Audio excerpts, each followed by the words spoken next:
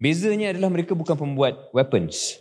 These two are basically weapons yang digunakan oleh tentera Israel pada saat ini untuk membunuh orang Palestin. So saya rasa tak salah dari segi pendirian. Untuk tahun ini kita ambil satu stand mengatakan you shouldn't come. Sertai pengambilan Mei Universiti UCSI dan nikmati beasiswa sehingga 100%. Lakarkan kejayaan di UCSI.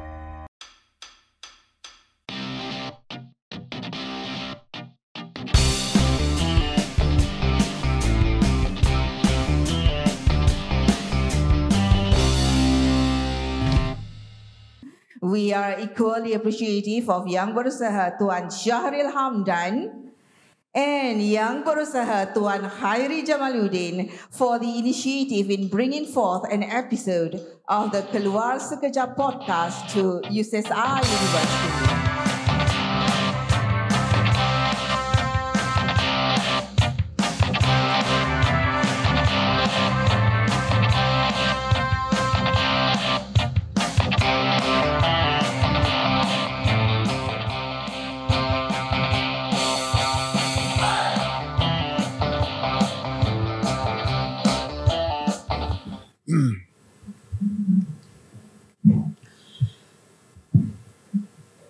Okay, Assalamualaikum dan selamat datang ke episod ke-102 Keluar Sekejap bersama dengan saya KJ. Saya Syahril Hamdan.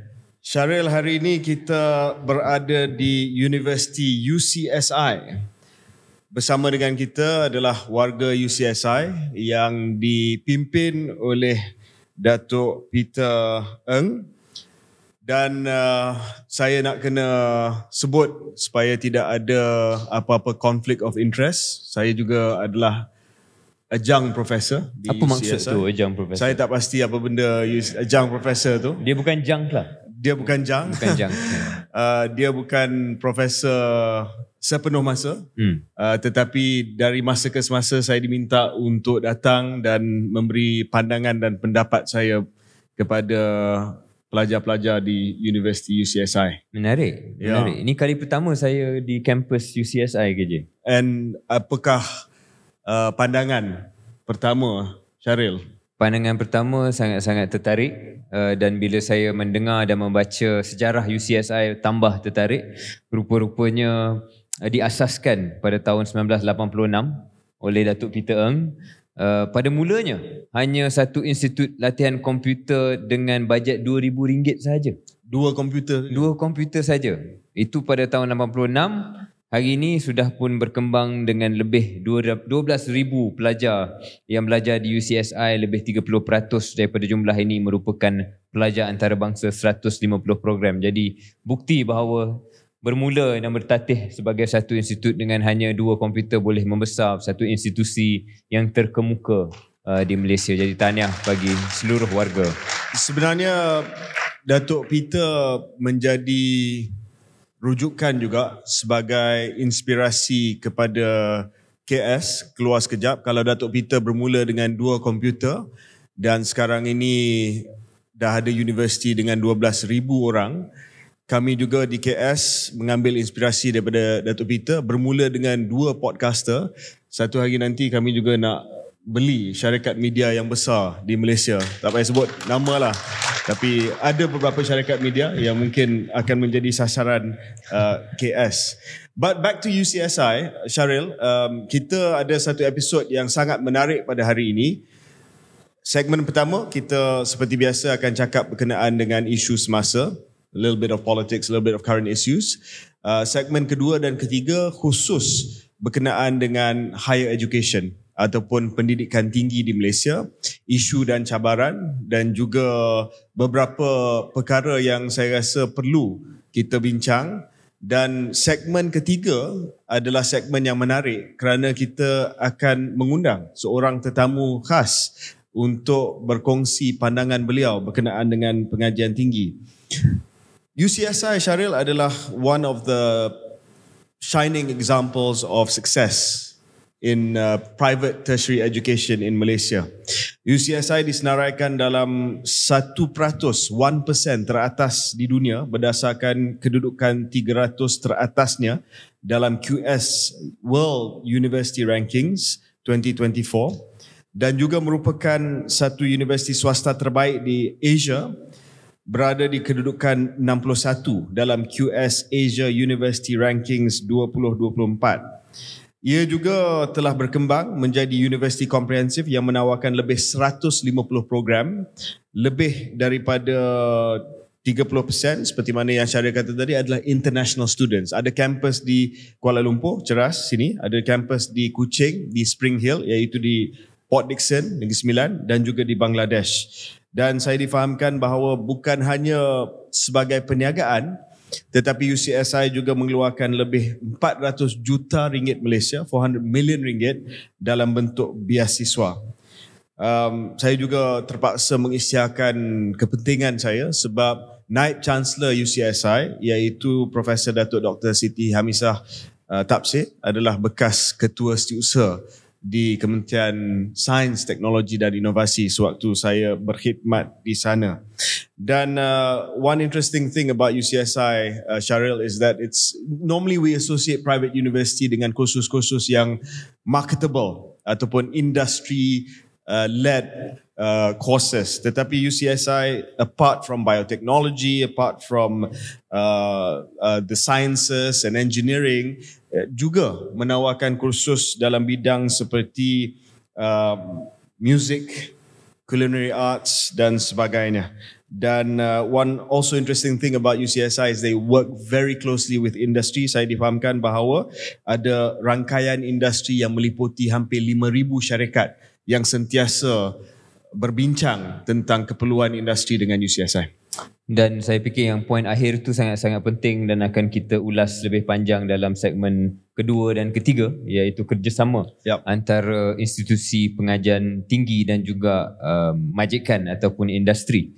Dan untuk pendengar-pendengar keluar sekejap, ada promotion. Seperti biasa, sesiapa yang partner dengan kita biasanya akan hadir dan tampil dengan promosi khusus dan khas untuk pendengar setia keluar sekejap.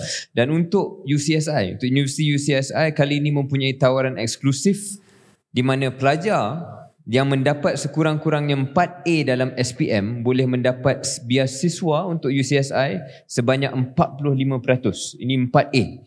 Tapi kuantum biasiswa ni boleh ditambah, ditentukan dengan keputusan peperiksaan dan pelajar boleh menikmati sehingga 100% biasiswa. Berdasarkan kepada keputusan mereka. Berdasar dengan keputusan. Ini untuk May intake dan May intake saya difahamkan akan tutup pada hujung bulan ini. Betul.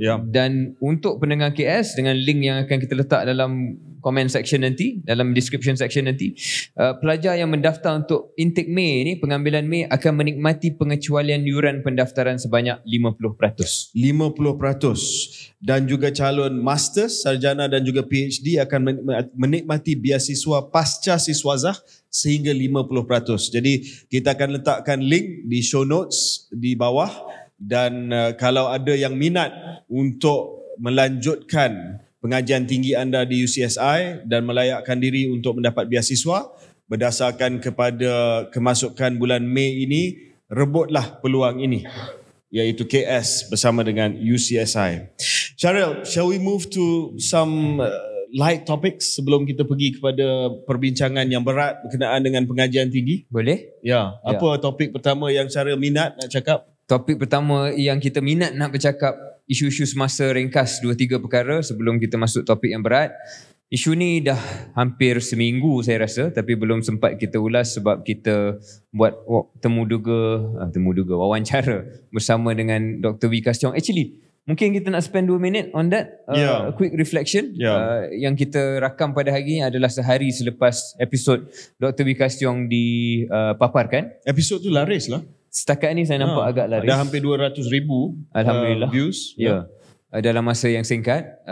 Dan saya rasa antara wawancara yang berjaya dari segi guest kita, tetamu kita dapat memberikan perspektif beliau dan menjawab beberapa persoalan-persoalan yang mungkin dah lama dia menunggu peluang untuk menceritakan perspektif dari pihak dia.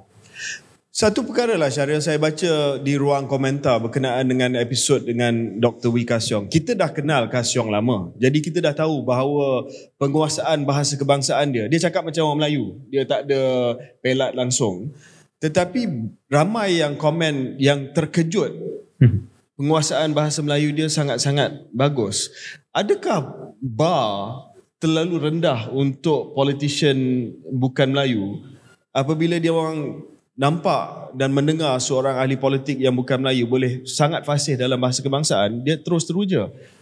I think there's something wrong there. Agree, bar is low. Ya. Itu untuk politician bukan Melayu. Tapi kalau di kalangan masyarakat biasa pun, kalau berjumpa dengan sesiapa yang fasih bercakap bahasa Melayu yang bukan daripada kaum Melayu pun dah ada rasa keterujaan. Ya. So bukanlah kita nak sinis tentang perkara itu, that's bagus. Tapi maksudnya sepatutnya itu hanya perkara asas lah. Ya. Sepatutnya kita mengadili seseorang, terutamanya kalau seseorang itu public figure dan juga pemimpin, dari segi substance dia, inti dia, dan bukan hanya kemampuan dia bercakap. Saya tak pasti Syahril dapat pengalaman yang sama seperti saya. Syahril undergraduate di Manchester, postgraduate di London School of Economics. Waktu belajar di UK, ada tak Mak Saleh jumpa dengan Syahril kata, betul oh juga. Your English is very good. Which I found very annoying. Ya, saya pun jawab, so is yours. Yeah. That's right. That's a good answer. Yeah. Tapi memanglah, maknanya orang mungkin belum betul-betul menyedari bahawa ada kemampuan untuk bercakap bahasa lain selain daripada kaum dia sendiri. Syahril, very quickly on economic news, ini tidak dalam nota kita tapi saya terpaksa sebut bahawa KLCI kita telah pun mencecah 1,600 hari ni? Poin semalam. Oh, semalam ya. Semalam, ini kali kedua saya rasa dalam sejarah.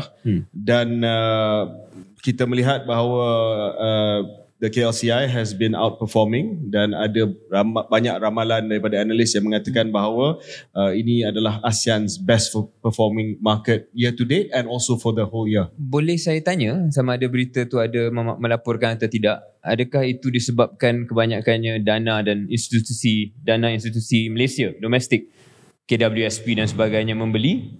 Adakah itu dibantu oleh pembeli-pembeli luar ataupun sebenarnya banyak foreign seller dan kita yang beli? Momentum bermula dengan pelabur daripada dalam negara, tetapi dibantu dalam seminggu dua ni oleh pelabur daripada luar. Jadi ada net buying. Ada net buying dan mereka minat dengan saham-saham besar, blue chip stock di Malaysia. So ini menggambarkan bahawa keyakinan itu sudah mula kembali mungkin dalam pasaran saham. Cuma walaupun kita gembira dengan berita ni, saya rasa just a note of caution, perkara-perkara macam ni dia very fleeting. Of course. So dia kena berpanjangan sebelum kita yakin mengatakan bahawa ini adalah turning point. Because kalau you take credit ataupun cerita bagus bila dia lebih 1,600, you also have to answer bila dia jatuh. Sebab dia akan jatuh. Memang that's the nature of equity markets. Syahril, saya nak bincang tentang kebebasan akhbar pada segmen pertama ni. Ini berkenaan dengan ranking. Hari ni banyak kita akan bincang soal ranking kebebasan akhbar, nanti kita akan bincang soal ranking universiti. Kita bermula dengan ranking kebebasan akhbar. Ada satu ranking yang dikeluarkan oleh Reporters Sans Frontières ataupun Reporters Without Borders yang meletakkan Malaysia pada tahun ini di paras 107 dalam ranking mereka, ranking World Press Freedom, setakat mana media di negara tersebut itu bebas. Dan kedudukan Malaysia pada tahun lepas adalah pada tangga 73. Tahun ini jatuh 34 tangga kepada 107. Dan ini menimbulkan tanda tanya sebab kalau kita melihat bahawa Malaysia jatuh begitu mendadak sekali, tetapi masih lagi berada di tangga kedua tertinggi di ASEAN, di belakang Thailand. Mungkin lebih baik daripada, lebih baik daripada Singapura, daripada Indonesia dan sebagainya. Namun demikian, ini telah pun mengundang banyak perbincangan bahawa kenapa ranking kita telah menurun, dan juga telah pun mendapat respons daripada Menteri Komunikasi yang menyatakan pertama bahawa ranking kita masih lagi bagus, Dan yang kedua, dia telah mempersoalkan metodologi ranking tersebut. Syahrir ada pandangan? Pandangan saya sepatutnya respon tu lebih saya rasa membawa pendirian ataupun posisi yang lebih humble lah. Iaitu menyedari bahawa ada sebab-sebab tertentu yang membawa kepada kejatuhan ranking ini yang perlu disemak. Saya rasa kenyataan itu wujud, tetapi kenyataan itu ditambah pula dengan persoalan sama metodologi itu bagus atau tidak, mengatakan bahawa sekurang-kurangnya lebih baik daripada pentadbiran sebelum ini. Jadi semangat untuk menerima kritikan itu yang datang daripada laporan ini sedikit hambar lah. Yang saya harapkan mungkin mengambil posisi yang lebih berjiwa besar dalam hal ini. Ada pandangan yang agak kritis dan sinis terhadap menteri yang berkenaan, Saudara Fahmi Fadzil, berkenaan dengan respons terhadap ranking tersebut. Saya faham apa yang cuba disampaikan oleh Yang Berhormat Fahmi, bahawa ranking ini kena tengok kepada metodologi dan sebagainya. Sebab contoh yang diberi oleh Fahmi adalah kenapa negara seperti Israel berada di tangga yang lebih tinggi daripada Malaysia. Sedangkan di Israel, mereka baru-baru ini saja menutup pejabat Al Jazeera kerana mengikut Israel dibuat liputan yang tidak adil terhadap apa yang sedang berlaku di Gaza, genosid di Gaza, dan mereka, tentera Israel, membunuh wartawan dan ada banyak kes wartawan yang telah pun terkorban nyawa mereka dalam genosid yang sedang berlaku di Gaza. Mungkin itu akan diambil kira untuk ranking tahun depan, ya. Mungkin tahun ini tak pasti lagi.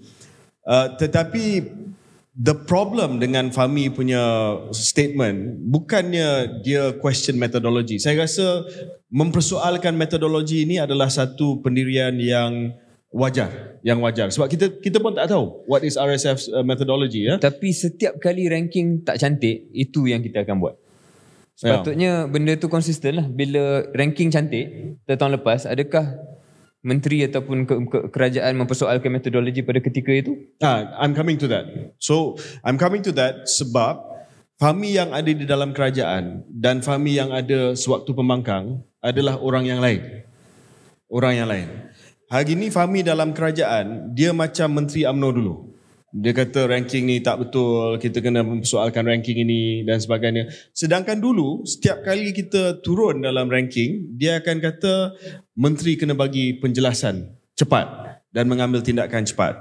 So the reason kenapa mereka mengalami kritikan yang sangat-sangat dahsyat sekarang ini, bukan sangat tentang respons mereka. Respons mereka adalah respons biasa, plain vanilla response daripada menteri.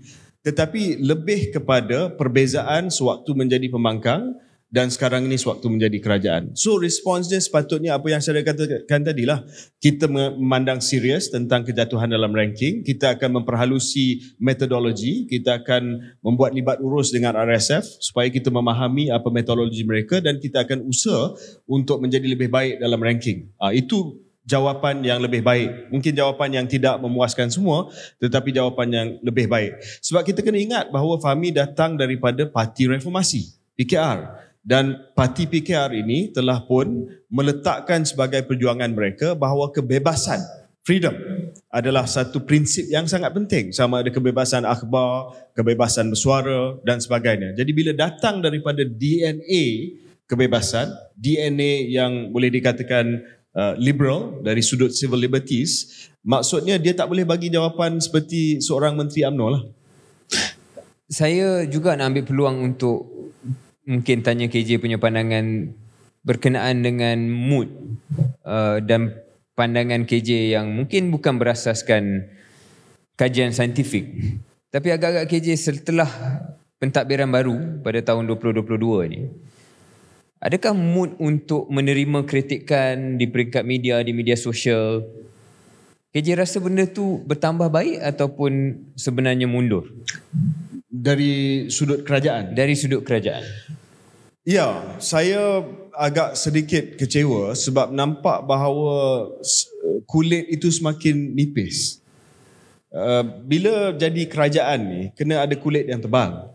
Ya, dia tak boleh rasa triggered setiap kali ada kritikan.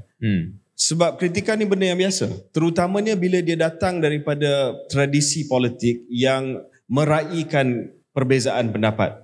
Kita kena ingat bahawa reformasi ni selain daripada reformasi menuntut membanteras rasuah, social economic justice dan sebagainya, adalah satu medan di mana ramai pejuang-pejuang kebebasan bersuara telah pun berhimpun.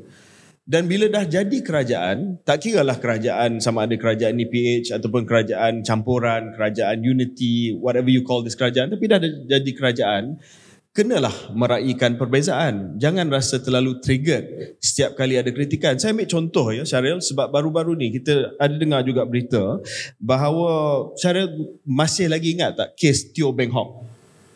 Teo Beng Hock ini mungkin ada pelajar-pelajar yang terlalu muda untuk ingat kes Teo Beng Hock ni. Tetapi Teo Beng Hock ini adalah seorang pembantu politik daripada parti DAP yang telah pun meninggal dunia pada tahun 2009. Dia meninggal dunia dalam custody di SPRM. Dan pada waktu itu keluarga Teo Beng Hock, DAP dan parti-parti pembangkang iaitu parti dalam kerajaan hari ini memperjuangkan kes Teo Beng Hock, mengatakan bahawa inquest yang telah pun dibuat pada selepas kematian Teo Beng Hock itu pada tahun 2011 telah pun memberi open verdict. Diorang tak puas hati. Ya, diorang kata somebody must be responsible. Jadi telah pun dibawa ke Mahkamah Rayuan dan di Mahkamah Rayuan dia telah set aside open verdict daripada inquest tersebut dan mengatakan bahawa kematian mendiang itu telah disebabkan oleh unlawful acts by unknown persons. So bila dah ada itu, keluarga dia nak tahulah siapakah unknown persons ini. So dah dijanjikan oleh DAP, oleh PKR, PH yang memperjuangkan sebab dia Teo Beng Hock mendiang adalah pembantu politik DAP bahawa they will get to the bottom of this bila dah jadi kerajaan. So dah setahun setengah jadi kerajaan. So fair enough. Keluarga Teo Beng Hock pun dia baru-baru ni dia buat demonstrasi. Kalau tak silap saya dia telah buat dia telah pergi ke Kuala Kubu Baru sebab the action is there disebabkan pilihan raya kecil. Bawa lah banner, kata dalam banner tu adalah missing Prime Minister. Dia tegur sikit saja missing Prime Minister sebab bila dah jadi Perdana Menteri seolah-olah PMX Datuk Seri Anwar dah lupa tentang kes Teo Beng Hock ini. Dan saya difahamkan Syaril bahawa what happened to them? Have they been arrested? They are being investigated by the police. Disiasat oleh polis for intentional insult with intent to provoke a breach of the peace selepas apa yang berlaku di KKB.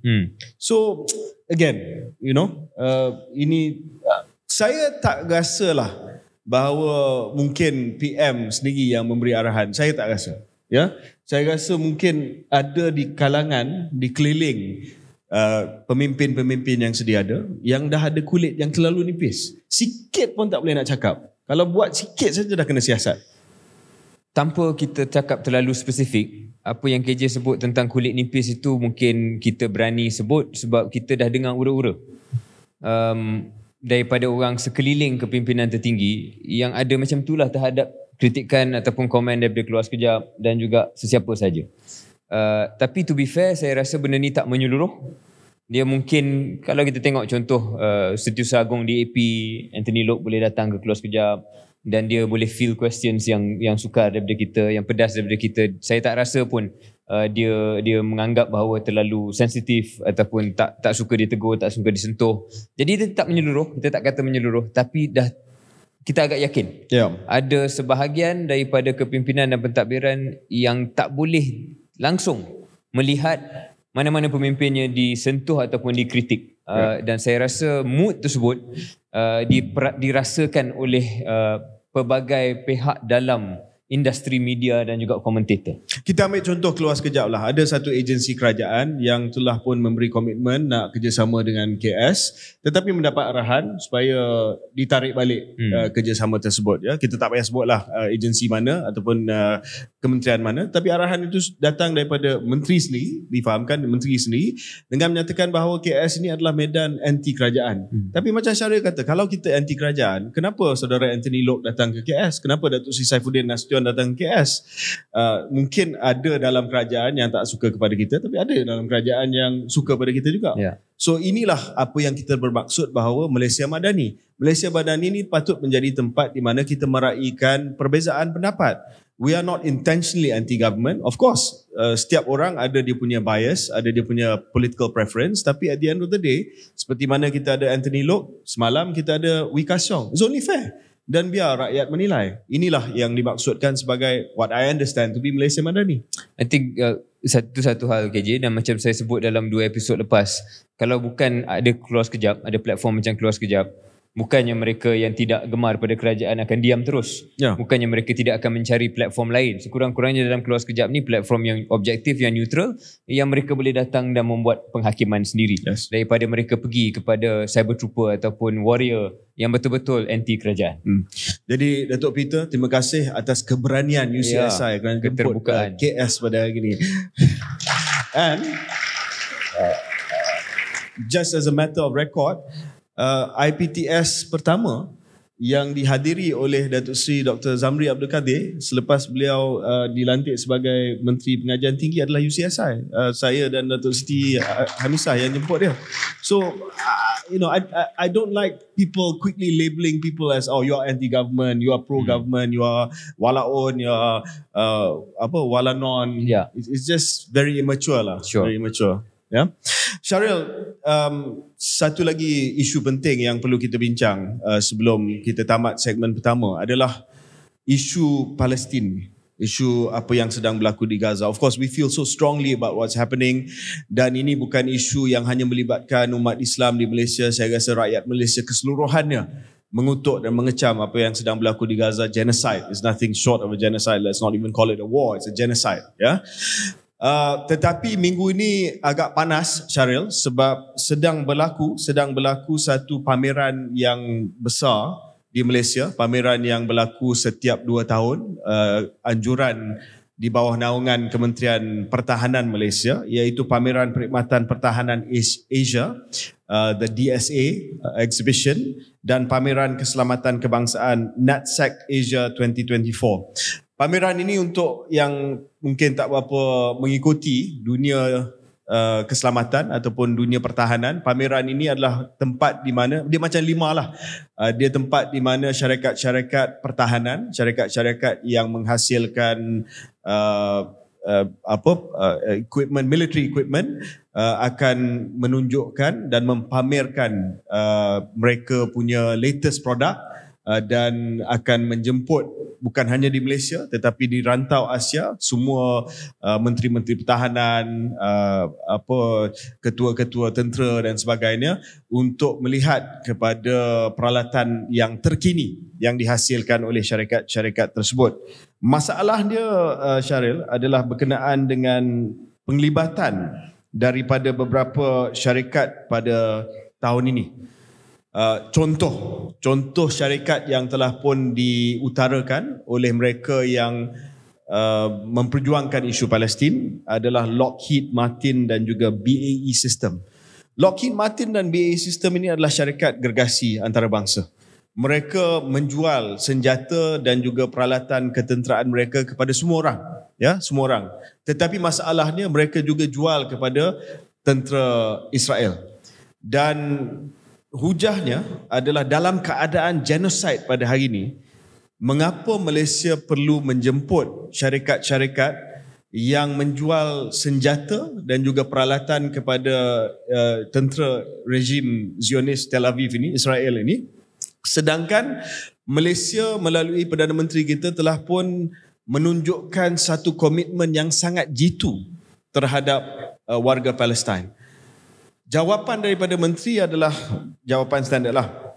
Malaysia tak campur tangan dalam urusan perniagaan syarikat global semasa DSA. Mereka ini bukan hanya jual kepada Israel, juga jual kepada Malaysia, juga jual kepada negara-negara lain. Takkan disebabkan dia jual juga kepada tentera Israel, kita nak ban dia daripada penglibatan. The great Palestinian campaigner Tun Dr. Mahathir has said, yes, betul, kita pernah beli daripada Lockheed Martin, kita pernah beli daripada BAE System, tapi tak salah kalau tahun ini kita menunjukkan komitmen dengan mengatakan bahawa you cannot come because you sell too much arms to Israel. What is the middle ground here, Sarah? Dalam hal ni saya sependapat dengan Tun Mahathir. Ya. Kerana tahun ini saya faham dari segi keseluruhannya, industri pertahanan ataupun industri yang mewujudkan senapang inilah, basically weapons, right? Memang tak banyak syarikat gergasi, dan secara keseluruhannya memang dua syarikat ini perlu ada dalam ekosistem Malaysia. There's no choice. Kita boleh bercakap jangka panjang, adakah perlu satu hari nanti Malaysia dan juga negara-negara yang lebih neutral mewujudkan satu industri yang boleh menyaingi apa yang ada pada hari ini. Tapi setakat hari ini memang kita perlukan. Cuma untuk tahun ini, pada ketika genosid sedang berlaku, beza Lockheed Martin dan BAE Systems ni, mereka bukan Twitter, mereka bukan Facebook. Sebab ada yang bagi perumpamaan begitu. Kalau macam tu, kenapa orang Malaysia masih lagi nak gunakan FB, masih lagi nak menggunakan X, sedangkan katanya lah ada juga kepentingan dan juga posisi yang mereka ambil yang nampak tidak sangat pro-Palestin. Bezanya adalah mereka bukan pembuat weapons. These two are basically weapons yang digunakan oleh tentera Israel pada saat ini untuk membunuh orang Palestin. So saya rasa tak salah dari segi pendirian. Untuk tahun ini kita ambil satu stand mengatakan you shouldn't come. Ya. So dalam hal ini saya sependapat dengan Tun Mahathir. Saya rasa itulah respon yang sebaiknya untuk tahun ini. Ya, dan genosid ini dah berlaku lebih daripada 6 bulan. So dah ada cukup masa untuk penganjur mengatakan bahawa kita akan mengambil principal stand. Tahun ini kamu tak boleh datang untuk mempamerkan peralatan ketenteraan. Of course, ia akan ada kesan kepada Malaysia mungkin sebab syarikat-syarikat ini bukan syarikat kecil, syarikat gergasi yang mempunyai kuasa politik yang sangat luar biasa. Kalau tengok kepada lobbying mereka di Amerika Syarikat saja, kita boleh tengok bagaimana mereka dapat kontrak-kontrak yang besar. Tetapi bila kita buat pendirian yang sangat-sangat jelas berkenaan dengan Gaza, kita ambil risiko menjadi performatif. Maksudnya persembahan saja dan tidak ada substantif. Bila kita tidak ambil langkah seperti mana yang dicadangkan oleh Tun Mahathir dan Syahril, bahawa when it comes to putting your money where your mouth is, you have to do it. Kalau tak, nampak sangat bahawa kita performatif sajalah buat persembahan di pentas antarabangsa, kata kita kutuk Israel, tetapi bila datang kepada pameran perniagaan, kita ambil keputusan, tak apalah, kita membenarkan mereka. Yeah. And I wish that Khalid, Menteri Pertahanan kita, Sri Khalid Nordin, was not so flippant dalam respon. Dia terlalu flippant, dia terlalu mudah cakap, oh kita tak campur urusan dalam perniagaan. I think he could have been a bit more conciliatory ataupun measured and substantive, kata ya mungkin kita ambil kira perkara ni, kita akan tegur, tetapi this is a defense contractor. Itu pun saya rasa dia boleh meredakan sedikit kemarahan, tetapi kerana dia terlalu flippant, dia dismiss dengan begitu saja, kata kita tak campur tangan, sedangkan kita ada pendirian yang sangat jelas, pendirian kita berkenaan dengan Palestin. Cakap tentang politik persembahan ni KJ, of course dengan tidak membawa mereka datang ke DSA pun mungkin ada orang kata ini just performative politik persembahan. Tetapi sekurang-kurangnya macam KJ gambarkan, persembahan itu ada kos kepada Malaysia. Ya. Dan kita kena tunjukkan bahawa kita sanggup at least ada sedikit kerugian, sanggup bersama dalam solidariti hilang sesuatu. Kalau kita tidak hilang apa-apa, kita tak menyusahkan diri kita langsung, kita hanya sekadar mengatakan di pentas antarabangsa, hanya pergi demo dan sebagainya, tapi no real cost to Malaysia, dan adakah itu solidariti sebenar-benarnya? Ya. Solidariti yang sebenar-benarnya, sekurang-kurangnya we are willing to share in the pain. Ya. Dan basically share the pain, tak datang dua ni bukannya pain apa pun, tapi at least ada lah. Ni langsung kita macam KJ katakan seolah-olah lebih penting kepentingan DSA dan juga the business and the commercial returns from there. Bercakap tentang satu pendirian yang mengundang kepada kos terhadap negara kita, ada berita yang saya sangat tidak selesa, Syahril, iaitu satu lawatan yang sedang berlangsung, kalau tak silap saya dia dah sampai ke Malaysia sekarang, oleh seorang pegawai daripada Jabatan Perbendaharaan Amerika Syarikat. Kementerian Kewangan dia lah, Department of Treasury. So the undersecretary ni lebih kurang seperti Timbalan Menteri. Undersecretary for Terrorism and Financial Intelligence, nama dia Brian Nelson, dan juga peguam daripada Kementerian Kewangan Amerika Syarikat, Neil McBride, sedang berada di Malaysia sekarang untuk berbincang dengan Malaysia berkenaan dengan Malaysia. Dia mensyaki bahawa Malaysia menjadi tempat di mana urus niaga kewangan sedang berlangsung dan sedang berlaku, yang akhirnya duit itu sampai ke Hamas. Dan mereka juga risau bahawa ada beberapa kegiatan fundraising yang sedang berlaku di Malaysia yang akhirnya akan diberi kepada Hamas. Dan subtext daripada lawatan ini adalah sanction lah. Sanction. Saya tak suka berita ni, Syaril, kerana dua tiga perkara lah. Pertamanya, ini bagi saya seolah-olah macam penjajahan era baru lah. You're coming to lecture us about what you think is a terrorist organisation. Sedangkan kita nampak Amerika Syarikat ini sebagai negara yang telah meluluskan berbilion-bilion yang dihantar ke Israel untuk digunakan sebagai duit membeli senjata daripada Lockheed Martin dan sebagainya untuk membunuh Palestin. And then you are here to threaten us with sanctions with that backdrop. I mean, itu sangat unacceptable kepada saya lah. Saya sependapat, cuma mungkin lain sikit KJ ialah, tidakkah KJ merasakan tindakan mereka datang sini sebenarnya memberi isyarat semata-mata? Kerana kalau Amerika Syarikat ini nak buat sesuatu, walaupun kita rasa marah, walaupun kita rasa tak setuju, tapi hakikatnya they want to do something, they can do it lah. So even berita yang membocorkan kehadiran mereka kat sini pun mungkin spekulasi datang daripada pihak mereka. Sengaja nak bagi tahu pada bukan hanya kerajaan Malaysia tapi pada rakyat Malaysia that ini satu option, satu bullet yang kita boleh pakai kalau kita nak pakai. I think that was the purpose lah. Sebab the last time Amerika Syarikat bukan buat sanction pada kita, tapi kejutan yang dia buat adalah sewaktu kes 1MDB. Bila sepaham saya lah, seingat saya KJ, dia tiba-tiba berlaku. Tiba-tiba saja AG Amerika Syarikat buat satu sidang media dan semua didedahkan pada halayak dunia. So they can do that if they wanted to. Mereka sengaja tak buat dan mereka sengaja nak bagi signal dan isyarat kepada kita. Adakah KJ merasakan bahawa isyarat itu akan diikut oleh kerajaan Malaysia, iaitu mungkin retorika dan nada kita perlu diturunkan sedikit berhubung isu Palestin ni, ataupun Datuk Seri Anwar akan berterusan? PMX kena buat cost benefit analysis tentang perkara ni. Sebab pada satu sudut dia mestilah tegas dengan pendirian bahawa Malaysia will not back down dalam sokongan kita terhadap Palestin dan menentang apa yang sedang berlaku di Gaza. Pada masa yang sama kena weigh juga apa tindakan Amerika Syarikat ni, walaupun saya tak suka, walaupun saya anggap bahawa ini adalah usaha datang ke negara kita nak lecture kita tentang apa yang sedang berlaku, sedangkan Amerika Syarikat dengan secara rasmi memberi duit kepada Israel untuk membunuh orang di Gaza, and yet you are accusing Malaysia of somehow duit yang dibuat ataupun yang melalui Malaysia ini akhirnya pergi kepada Hamas untuk mempertahankan diri mereka. Tetapi isyarat ini adalah sesuatu yang perlu dipertimbangkan oleh kerajaan kerana kita tak tahu apakah kesan sanctions nanti. Kita tahu bahawa Amerika dia ada big stake, dia datang ke sini macam saya katalah, berita kedatangan mereka mungkin dibocor oleh mereka sendiri.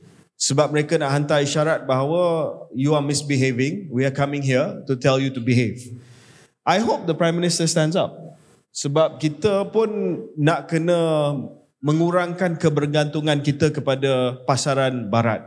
Ya, dengan kebangkitan BRICS dan sebagainya, kita ada banyak choice, option sekarang ni. Jangan kita hanya terhad kepada satu pasaran saja.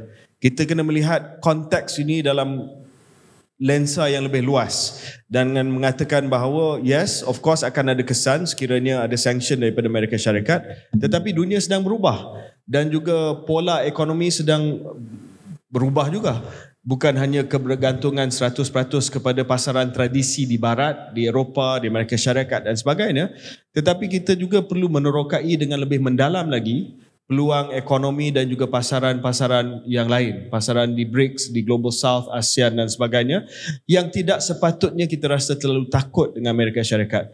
Dan sekarang ini Syariah, satu lagi perkara yang saya nak sebut, the political capital yang ada pada Amerika Syarikat sangat-sangat rendah pada waktu ini. Jadi kalau kita nak tengok dan mendengar dan ikut apa yang dia cakap pun, saya rasa ramai negara lain tak akan buat benda yang sama. So I think there's safety in numbers now.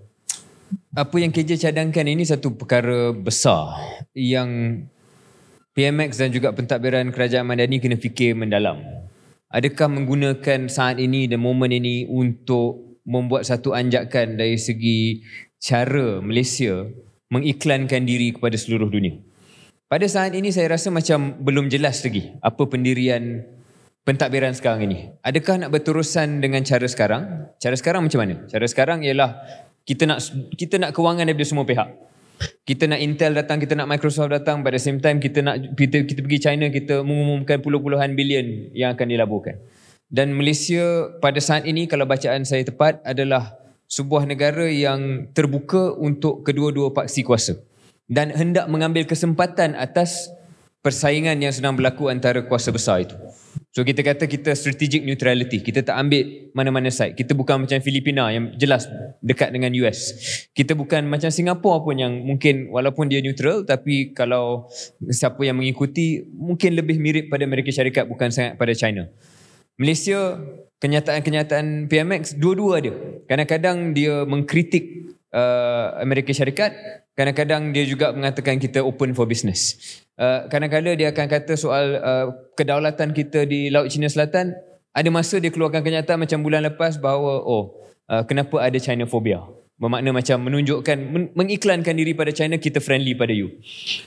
So keadaan strategic neutrality ni satu keadaan yang bukan equilibrium lah pada pandangan saya, KJ. Dalam keadaan sekarang ini akan ada momen dan ketika tertentu di mana seseorang Perdana Menteri dan pentadbiran perlu menunjukkan ke manakah anda lebih memberat. Dan bukannya kita nak romanticize China pun, sebab kita tahu di China ada juga penindasan terhadap orang Islam yang saya belum lagi mendengar kepimpinan negara kita sebut sangat. So jangan romanticize mana-mana paksi kuasa ni. Cuma dalam keadaan sekarang, apabila kita ditekan dengan keadaan di Gaza dan kita tekan oleh Amerika Syarikat, adakah PMX nak menunjukkan satu isyarat balas bahawa okay, I will commit more resources kepada the BRICS economy. Maknanya apakah isyarat-isyarat yang boleh ditunjukkan? Make sure dalam masa-masa yang mendatang ni pergi ke negara-negara BRICS. Make sure ada perjanjian dan juga persefahaman macam mana Jepun, Filipina dan Amerika Syarikat 2-3 minggu lepas membuat satu perjanjian dan persefahaman. Adakah Malaysia berminat? Adakah Wisma Putra bersedia untuk menunjukkan isyarat itu? Dan bila menunjukkan isyarat sebegitu, mungkin Amerika Syarikat pun akan sedar, okay, Malaysia ni bukan satu negara yang kita boleh just tunjuk-tunjuk. Mereka juga ada stand dan pendirian yang fleksibel, yang anjal, yang boleh berubah mengikut kepentingan diri dia. So saya rasa itu yang akan memerlukan satu pemikiran menyeluruh lah, yang tak boleh mengejar FDI untuk kuarter, tak boleh mengejar angka-angka besar, pengumuman-pengumuman besar untuk tempoh 3-4 bulan. Sebab game kita ni, game kalau nak main game ni, game yang jauh lebih panjang, yang memerlukan strategi yang lebih syumul. Untuk makluman pendengar, mungkin ada yang tak tahu ataupun belum lagi mengikuti dengan dekat, BRICS adalah gabungan negara-negara membangun yang sedang menguasai peratusan perdagangan dunia yang sangat-sangat besar, iaitu Brazil, Russia, India, China, South Africa, BRICS, that's BRICS. Tidak ada negara-negara lain nak join sekali. Dan ada negara-negara lain yang dah pun mohon untuk menyertai BRICS yang terdiri daripada negara-negara membangun ataupun developing economy. Last Syaril, sebelum kita pergi kepada break, saya nak cakap sedikit tentang sukan negara.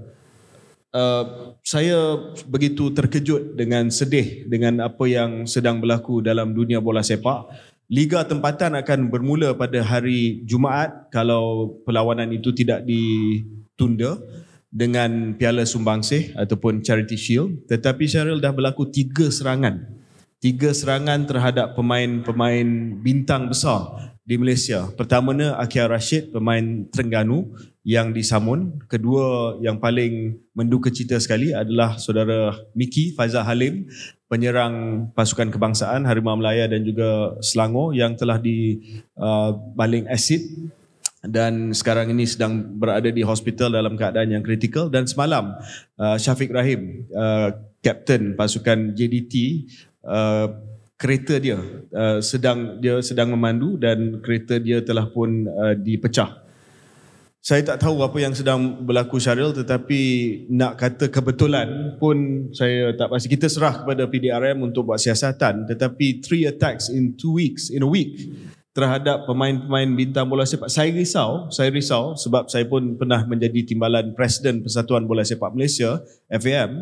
Saya risau ada something sinister dan saya harap tidak.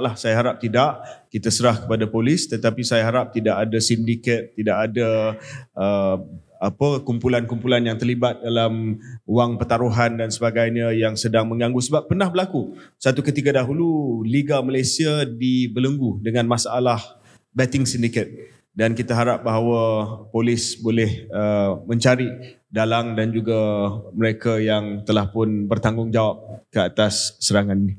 Sama juga perasaan saya, KJ, sebagai apa yang kita melihat sekarang ini. Saya harap ada ketelusan lah dalam siasatan dan kita tak nak menambah sebarang spekulasi. Biarlah polis siasat dengan lengkap.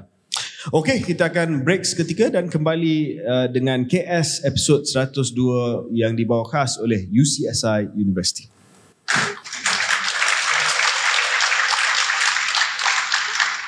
Sertai University UCSI, 4 alumni UCSI disenarai dalam Forbes 30 Under 30 Asia. Kini, giliran anda untuk menyelah.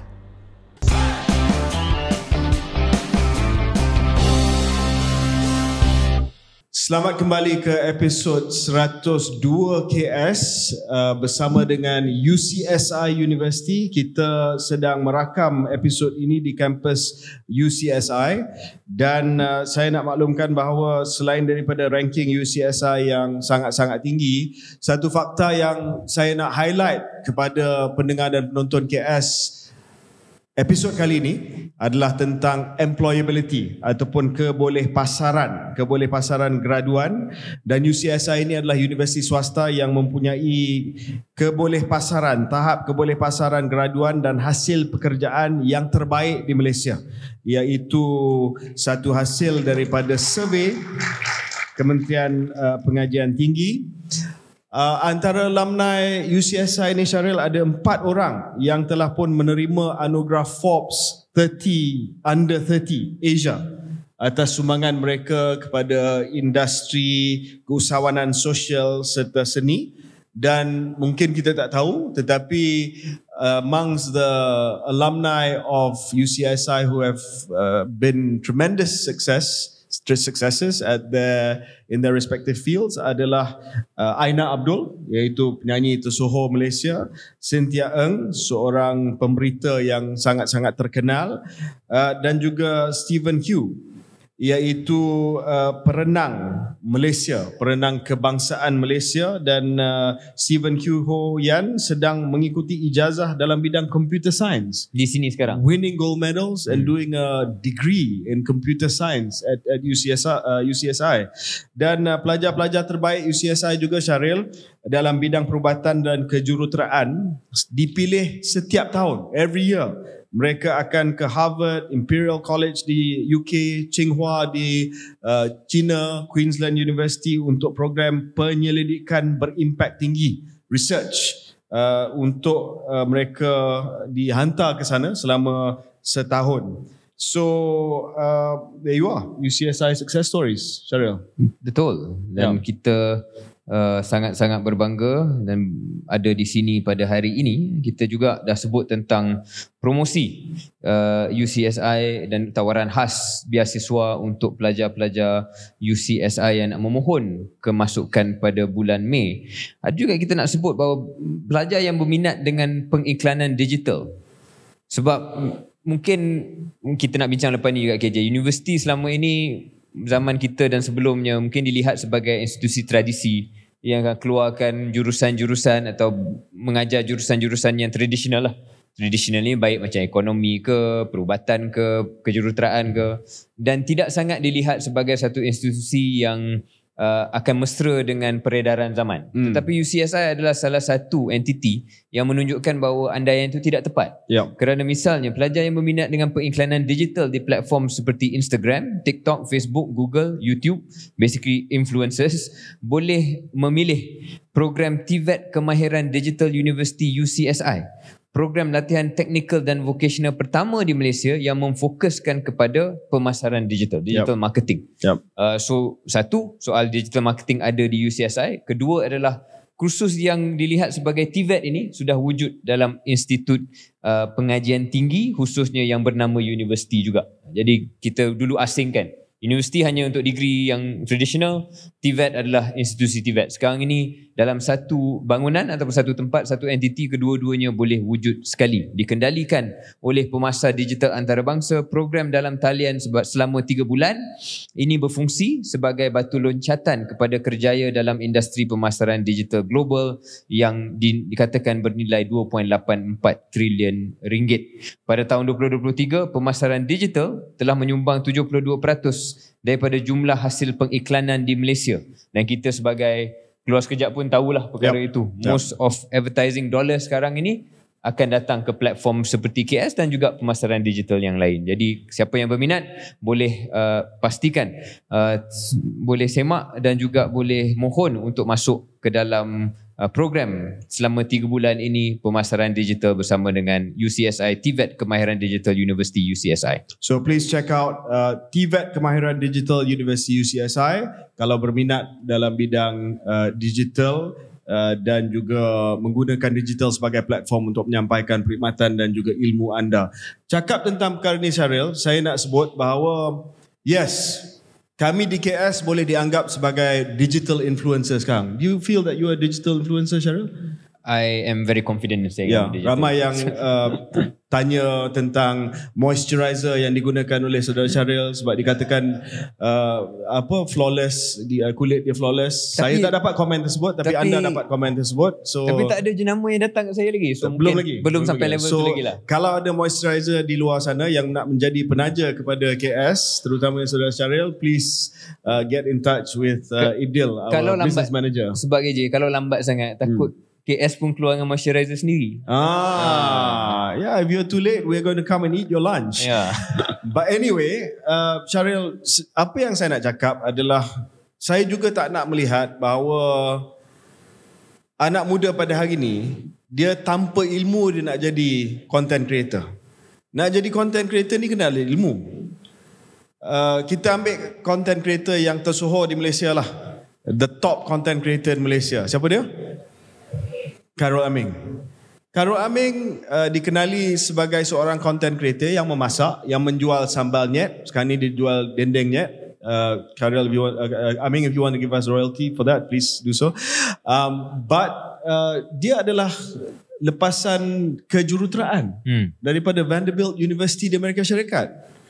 So walaupun dia tak aplikasi apa yang dia belajar, mungkin dari segi kilang dia ada sedikit kemahiran dan pengetahuan lah bila buat kilang tersebut, because he's an engineer. Tetapi kerja hakiki beliau sekarang sangat berbeza dengan apa yang dia belajar di universiti. Tapi dia ada asas, dia dah ada ilmu. That's why he's successful. Contoh KS juga, Syaril macam saya kata tadi, undergraduate di University of Manchester, postgraduate di London School of Economics, lepas ni nak jual moisturizer. Tapi at least dia ada asas. How many people yang pergi kepada nak jadi content creator moisturizer boleh kata dia ada masters daripada LSE. So the point here is, apa micro credentialing yang disediakan oleh UCSI ni bagus, tetapi you have to have some basic knowledge and qualification. Otherwise, why would people listen to you? Orang dengar KS sebab Syaril pernah jadi seorang ketua penerangan dalam UMNO, pengarah ekonomi di pejabat PM. Saya pun ada pengalaman sedikit dalam pentadbiran. Kalau kita tak ada apa-apa, then dua ni kira sembang kosong je lah. Kan? Sekarang ni kita tak sembang kosong kan? Kita berisi. Sembang kosong dengan isi sikit lah. Tapi KJ, mungkin untuk kita lebih spesifik dan challenge each other lah sikit dalam hal ni kan. So bila kita kata seseorang yang nak jadi pempengaruh perlu melalui pengajian tinggi, sebenarnya apa kita rasa mereka akan dapat? Katakan dia buat degree engineering ke, dia buat masscom ke, whatever it is, apa yang mereka dapat dalam pengalaman di pengajian tinggi itu yang akan membantu mereka dalam dunia pengaruh. I have some thoughts, but maybe KJ you have. Saya masih lagi berpendapat bahawa pengajian tinggi sama ada melalui laluan degree, laluan diploma ataupun laluan sijil, TVET dan sebagainya masih penting. Sebab kita tak boleh tolak peranan yang diberi kepada pendidikan yang structured. Yang structured. Itu masih lagi penting. Sebab structured learning masih lagi memberi satu rigor, satu quality pemahaman ilmu yang tak boleh kita dapat daripada unstructured learning. Tetapi structured learning yang saya maksudkan ini sedang juga melalui satu perubahan yang besar. Dia tidak terlalu rigid dalam bentuk hanya di bilik kuliah saja. Sekarang ini banyak kursus termasuk di UCSI, terutama di UCSI, sebahagian di lapangan. Di lapangan itu bermaksud di industri, di tempat korporat, supaya mereka boleh aplikasikan structured learning yang mereka belajar di kuliah kepada real world example. Dan saya baru saja bincang dengan Datuk Peter, pengasas kepada UCSI University, bahawa beliau sebagai seorang usahawan pendidikan juga memahami bahawa tawaran yang diberi oleh IPTS sebagai contoh mesti lebih luas. Bukan hanya di traditional degree programs tetapi juga kepada micro credential sekarang ni. Sebab sekarang ni kita kena sentiasa melihat apa yang kita boleh tokok tambah kepada kemahiran yang ada pada kita. Saya selalu guna contoh yang peribadilah.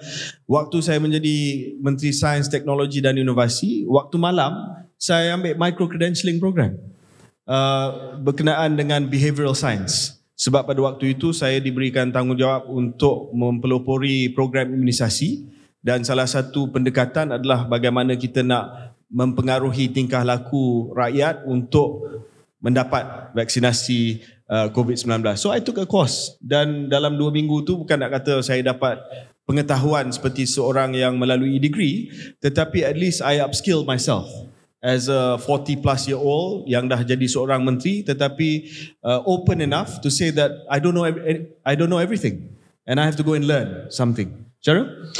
Saya pun ada nak tambah sedikit. Structured thinking, structured learning, saya sangat sependapat kerana walaupun kita boleh bekerja dalam bidang yang sangat-sangat berbeza dengan apa yang kita belajar selama setahun, 2 tahun, 3 tahun di pengajian tinggi, tetapi proses memikir tu, proses berfikir, proses sampai ke satu rumusan, satu konklusi, cara mempersembahkan hujah kita ataupun finding kita, mungkin benda itu ada dalam bidang kejuruteraan, mungkin benda itu dalam ekonomi, mungkin benda itu dalam masscom, tapi proses untuk sampai kepada tahap itu adalah benda yang saya rasa transferable dan sangat-sangat membantu dalam kehidupan dewasa sewaktu bekerja sebagai pempengaruh ataupun apa-apa saja. So that ability pada umur 18-19 tahun selepas habis SPM, selepas habis sekolah, saya rasa benda itu sangat-sangat kritikal. Itu reflection saya tentang diri saya sendiri dan melihat beberapa rakan-rakan yang lain.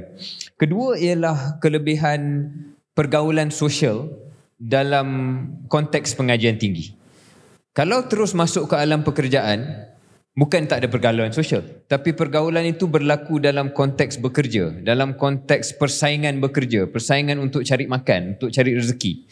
Dalam institusi pengajian tinggi, ia lebih terbuka dan dalam mood dan juga iklim, masing-masing hendak memperbaiki diri, menambah ilmu pengetahuan.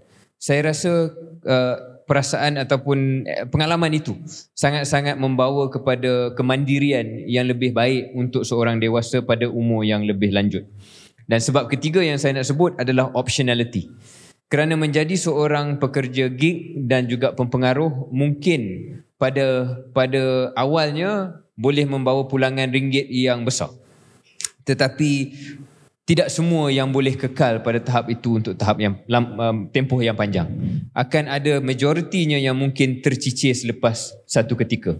Dan pada saat itu, apakah option ataupun pilihan yang ada? Bila mempunyai sesebuah sertifikat, sebuah sijil, sesebuah degree, sangat-sangat membantu dalam alam pekerjaan andai kata kita punya main job itu tidak berjaya. Sama macam kita. mungkin kita punya main career asalnya adalah sekian-sekian. Setelah dibuang ataupun tidak lagi dalam line itu, apakah kemampuan kita dan kemahiran kita yang membuatkan KJ boleh jadi a young professor ataupun boleh buat syarikat dan perniagaan sendiri? Barangkali tidak lain tidak bukan disebabkan sedikit sebanyak kemahiran atas kertas kita dan juga pengalaman kita dalam sektor swasta selain daripada politik dan juga sektor awam. Ya, kenapa kita bincang topik ini pada sesi ataupun episod terkini? Disebabkan saya risau, Syaril, ada krisis keyakinan. Maybe krisis perkataan yang terlalu drastik lah, tapi ada sedikit tergugat keyakinan terhadap pengajian tinggi sekarang. Sebab itu tajuk sesi pada tahun ini, pada episod kali ini adalah belajar tinggi-tinggi nak ke mana? Dan soalan itu sebenarnya encapsulate dilema yang dihadapi oleh orang muda pada hari ini. Menteri Pendidikan di Dewan Rakyat baru-baru ini sebut bahawa pada tahun 2021 lepasan SPM 49%. Half, ya, separuh daripada lepasan SPM memilih untuk tidak melanjutkan pelajaran ke peringkat lebih tinggi.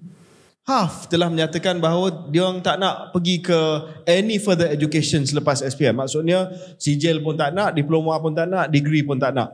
Sebab apa? Sebab pertamanya mereka rasa bahawa mereka nak terus ke alam pekerjaan. Ya, let's break down the issues. Mereka nak terus ke alam pekerjaan sebab mungkin terdesak untuk mendapat pendapatan. Itu kita tak boleh tolak, ya, sebab memang ada keperluan. Family dia bergantung kepada mereka, mereka nak kena mula kerja dan sebagainya. Itu adalah masalah structural economy yang lebih luas. Kedua, mereka tidak nampak pulangan daripada pendidikan. Dalam ekonomi ni kita kata returns on education. Mereka nampak bahawa kalau saya pergi ke diploma ataupun degree dan saya dah tengok abang saya pergi, kakak saya pergi, rakan-rakan saya pergi, mereka akan tanggung hutang yang besar. Ya, kalau masuk IPTA ataupun IPTS, terpaksa ambil PTPTN, pinjaman dan sebagainya, dan terpaksa tanggung hutang ratusan ribu yang agak besar. Dan bila keluar daripada universiti, mereka dapat tahu bahawa kerja yang menunggu mereka selepas universiti itu tidak setimpal dengan kelayakan mereka. Satu kajian daripada Khazanah Research Institute mengatakan bahawa 40% daripada graduan Malaysia pada hari ini, based on the Malaysian Graduate Tracer Study yang dibuat oleh KPT, mendapat pekerjaan yang tidak setimpal dengan kelayakan mereka. Meaning they are underemployed and they are overqualified for their job. Dia dapat degree tetapi dia dapat kerja yang setimpal untuk orang yang mungkin ada sijil saja, 2,000, gaji 2,000 dan sebagainya. We can deep dive into that later. Dan yang ketiga, option lain dah ada. Kalau dulu option lain tak ada. Tetapi sekarang ini dengan gig working ataupun pekerjaan gig, mereka tak perlu ada degree pun. Boleh dapat pendapatan serta-merta menjadi seorang pekerja gig. Ataupun content creation. Kita sebutkan tadi bahawa the best is that you get some form of fundamental knowledge first sebelum jadi content creation. Tapi dia nampak bahawa kalau saya boleh monetize diri saya sebagai seorang penghasil content, buat apa saya kena pergi university? So that I've tried to simplify, tetapi Syaril, itulah dilema krisis keyakinan terhadap pengajian tinggi pada hari ini yang insyaAllah kita akan minta jawapan daripada tetamu khas kita nanti. Tapi Syaril, adakah rumusan saya itu adil? Saya rasa rumusan yang adil dan semuanya berbalik kepada pulangan lah. Pulangan yang ada dan option yang ada. Sebab bagi mereka kalau melalui proses pengajian tinggi mungkin mengambil masa beberapa tahun. Kemudian kalau ambil PTPTN akan terbeban dengan hutang PTPTN. Bila keluar gajinya tak sama pun dengan kalau pada umur 18 tahun terus menjadi pekerja gig. So dari segi matematik itu memang kita nampak ada logik yang mereka guna pakai yang bukan mudah untuk kita patahkan hujah itu. Yep. Melainkan seperti mana saya sebut tadi, mungkin 2 atau 3 hujah yang saya sampaikan yang lebih memerlukan pemikiran jangka panjang. Tapi pemikiran jangka pendek kalau ikut hari ini, nak makan hari ini, nak untung hari ini, nak duit ringgit hari ini, memang susah untuk kita patahkan hujah tersebut. Jadi saya rasa kita pun nak tanya selepas ni pada pakar yang kita akan panggil, apakah barangkali beberapa solusi yang boleh kita fikirkan. Tapi sebelum itu KJ, mungkin sebagai menambah kepada perbincangan kita, ada pelbagai sudut pandang yang boleh kita lihat ataupun kita ambil. Sudut pandang favourite saya, yang bukan saya kata 100% adalah the problem, tapi my favourite punya perspektif ialah saya suka melihat satu data, iaitu kebanyakan pekerjaan yang wujud di Malaysia adalah semi-skill. So maknanya saya rasa dalam 60%, kalau mesti ingat saya, 60% daripada pekerjaan yang wujud di Malaysia, yang ditawarkan di Malaysia adalah pekerjaan yang tidak memerlukan degree. So yes, kita boleh cakap tentang soal gaji, kita boleh cakap tentang adakah lepasan universiti cukup bagus, kita boleh cakap tentang kerjasama universiti dan industri, but at the end of the day, secara makronya, the structure of the economy itself mewujudkan pekerjaan yang tak cukup untuk menerima lambakan graduan-graduan yang pelbagai bidang. So of course, dari segi spesifiknya mungkin ada setengah tempat yang undersupply, over demand, ada tempat yang tapi overall, when you have an economy yang 60% adalah semi-skill, then you will always have this problem. So saya rasa penyelesaian besarnya adalah ke arah itu. Bagaimana kita nak mengubah struktur ekonomi kita supaya jauh lebih banyak pekerjaan-pekerjaan yang memerlukan skilled workers dari segi definisi DOSM dan juga agensi-agensi yang berkaitan, supaya masalah ataupun cabaran ini boleh ditangani dengan lebih fundamental dan structural. So itu dari segi jangka panjang. Dari segi jangka pendek punya penyelesaian KJ, pandangan saya untuk dibahaskan dan juga diceritakan oleh pihak yang akan kita panggil selepas ini juga ialah, adakah sesuai untuk sambil kita nak tunggu kepada penyelesaian jangka panjang ni, untuk kerajaan campur tangan dengan cukup-cukup agresif dalam soal penggajian. Ini yang mungkin mula difikirkan oleh Rafizi Ramli dalam soal progressive wage model, yang mempunyai kritikan. Kalau saya tengok, baca beberapa pengulas-pengulas, ramai yang mengkritik kerana dilihat seolah-olah mengganggu pasaran gaji dan pasaran swasta. Tetapi adakah kita sudah mencapai satu tahap yang terlalu kritikal, yang kita tak nak ada lost generation lagi? Terpaksa juga kerajaan buat sesuatu untuk meningkatkan tahap gaji. Ya, akan ada kesan inflasi, tapi kita ambil satu pendirian yang berani. Kalaupun terpaksa menerima sedikit kenaikan inflasi, tapi secara net-net it is better, because seperti kita tahu KJ, asas ekonomi adalah the recycling of money. So the more people get in terms of income, the argument is so that they boleh belanja balik dalam ekonomi yang sama dan meningkatkan pendapatan dalam satu virtuous cycle. So mungkin jangka pendek memerlukan satu tindakan yang drastik, just a one-off, tetapi the long term, seperti mana saya sebut tadi, kena ada satu usaha yang berterusan yang akan mungkin mengambil masa 10-15 tahun supaya struktur ekonomi kita sendiri itu berubah. Apa pandangan KJ tentang jangka pendek dan jangka panjang itu? Ya, saya nak mengulas tentang apa yang Syahril sebutkan tadi, bermula dengan your point about job creation lah. Kita nak kena tengok sudut daripada supply side, iaitu daripada education side, dan juga demand side. Demand side ni daripada industri, ya. Dua sudut yang berbeza. Kita tengok kepada job creation. Job creation macam cara katalah, selama beberapa tahun ini hanya 25%, one quarter saja daripada kerja yang dihasilkan, peluang pekerjaan dihasilkan adalah high skill. Dan selebihnya adalah ataupun boleh dikatakan separa mahir. Let's go to definition. Apakah skill worker? Skill worker ni kumpulan seperti pengurus profesional, juruteknik dan profesional bersekutu. Tahap pendidikan dia PhD, diploma ni ijazah, master, diploma lanjutan ataupun diploma kemahiran Malaysia. That's skill worker. Ya, separa mahir ni adalah pendidikan menengah. So pekerja sokongan pekeranian, pekerja perkhidmatan dan jualan, pekerja kemahiran pertanian, dalam bidang pertukangan dan berkaitan. Dan juga paling rendah adalah kemahiran rendah, pekerja asas. That's how we break it down. Ya, 25% saja yang di peringkat yang teratas sekali. So kita tahu bahawa kita tidak wujudkan enough demand side supaya mereka yang keluar daripada universiti dengan ijazah ni, sebab itu dia kata belajar tinggi-tinggi nak ke mana? Akhirnya ambil kerja yang separa mahir. Sebab itulah job creation yang sedia ada. Sebab itu kerajaan, Syahril speaking about short term tactical, telah umumkan contohnya New Industrial Master Plan. National Energy Transition Roadmap supaya dapat mewujudkan pekerjaan dalam bidang-bidang yang setimpal dengan orang yang akan buat engineering, orang yang akan buat sciences, orang yang akan buat climate change dan sebagainya. So dia akan pergi keluar dapat gaji 5,000 starting pay. That's how you become an industrialized economy. Dengan mudah lah saya cuba simplify model ekonomi yang sepatutnya kita ada, apa yang sedang dibuat. Tetapi pada masa yang sama Syaril, saya juga khawatir sebab saya nampak ada, we always talk about mismatch, ya. Bila cakap tentang pendidikan tinggi saja, jemput seorang ahli politik, dalam talking point dia walaupun dia tak tahu benda lain, dia akan cakap ada mismatch. Ditanya kepada ahli politik tersebut apakah mismatch itu, dia tak boleh nak jawab apa mismatch itu sebab pegawai khas dia tulis mismatch, dia pun cakap mismatch lah.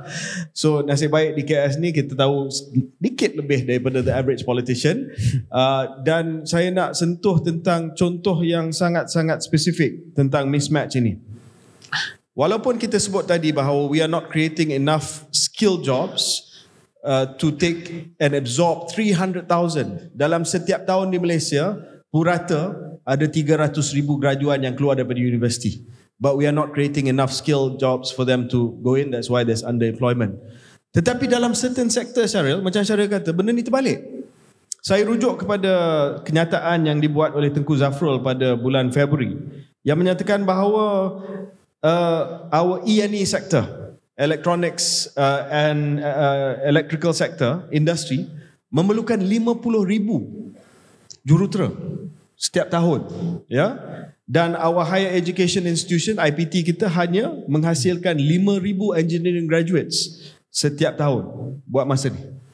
So di situ bila dah ada demand, and we know dalam trade war yang sedang berlaku, banyak usaha untuk membawa kilang, bukan hanya kilang testing and assembly tetapi integrated circuit design, wafer fab dan sebagainya ke Malaysia.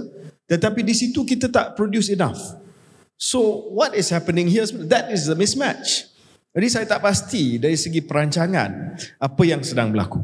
Dari segi perancangan daripada peringkat sekolah untuk memastikan bahawa pelajar-pelajar aliran sains ni lebih ramai, ataupun ada kursus-kursus transfer macam remove class lah, yang dulu mengambil aliran arts boleh menjadi science student, sebab the planning is not, tidak menghasilkan keperluan kita Syaril. Saya nak tambah apa yang KJ katakan. Talent Corp ada satu senarai Malaysia Critical Occupations List. Setiap tahun kan? Setiap tahun dia keluarkan. Seperti mana KJ katakan, of course dari segi macro picture kita dah sebut, tapi micro akan ada jurusan ataupun bukan jurusan, kerja-kerja tertentu yang tak cukup supply bekalan daripada Malaysia. Jadi tim dah buat sedikit research, saya nak bacakanlah beberapa pekerjaan-pekerjaan yang mengikut Talent Corp tak cukup bekalannya. Managing Directors and Chief Executive. Okay. Basically MD and CEOs. Yep.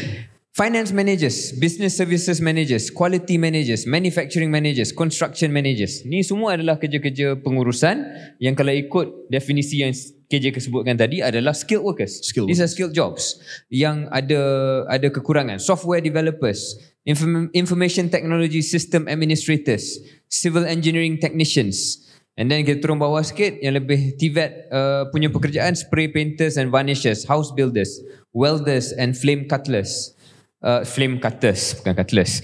Building and Related Electricians. So dah ada senarai yang kita kena semak setiap tahun.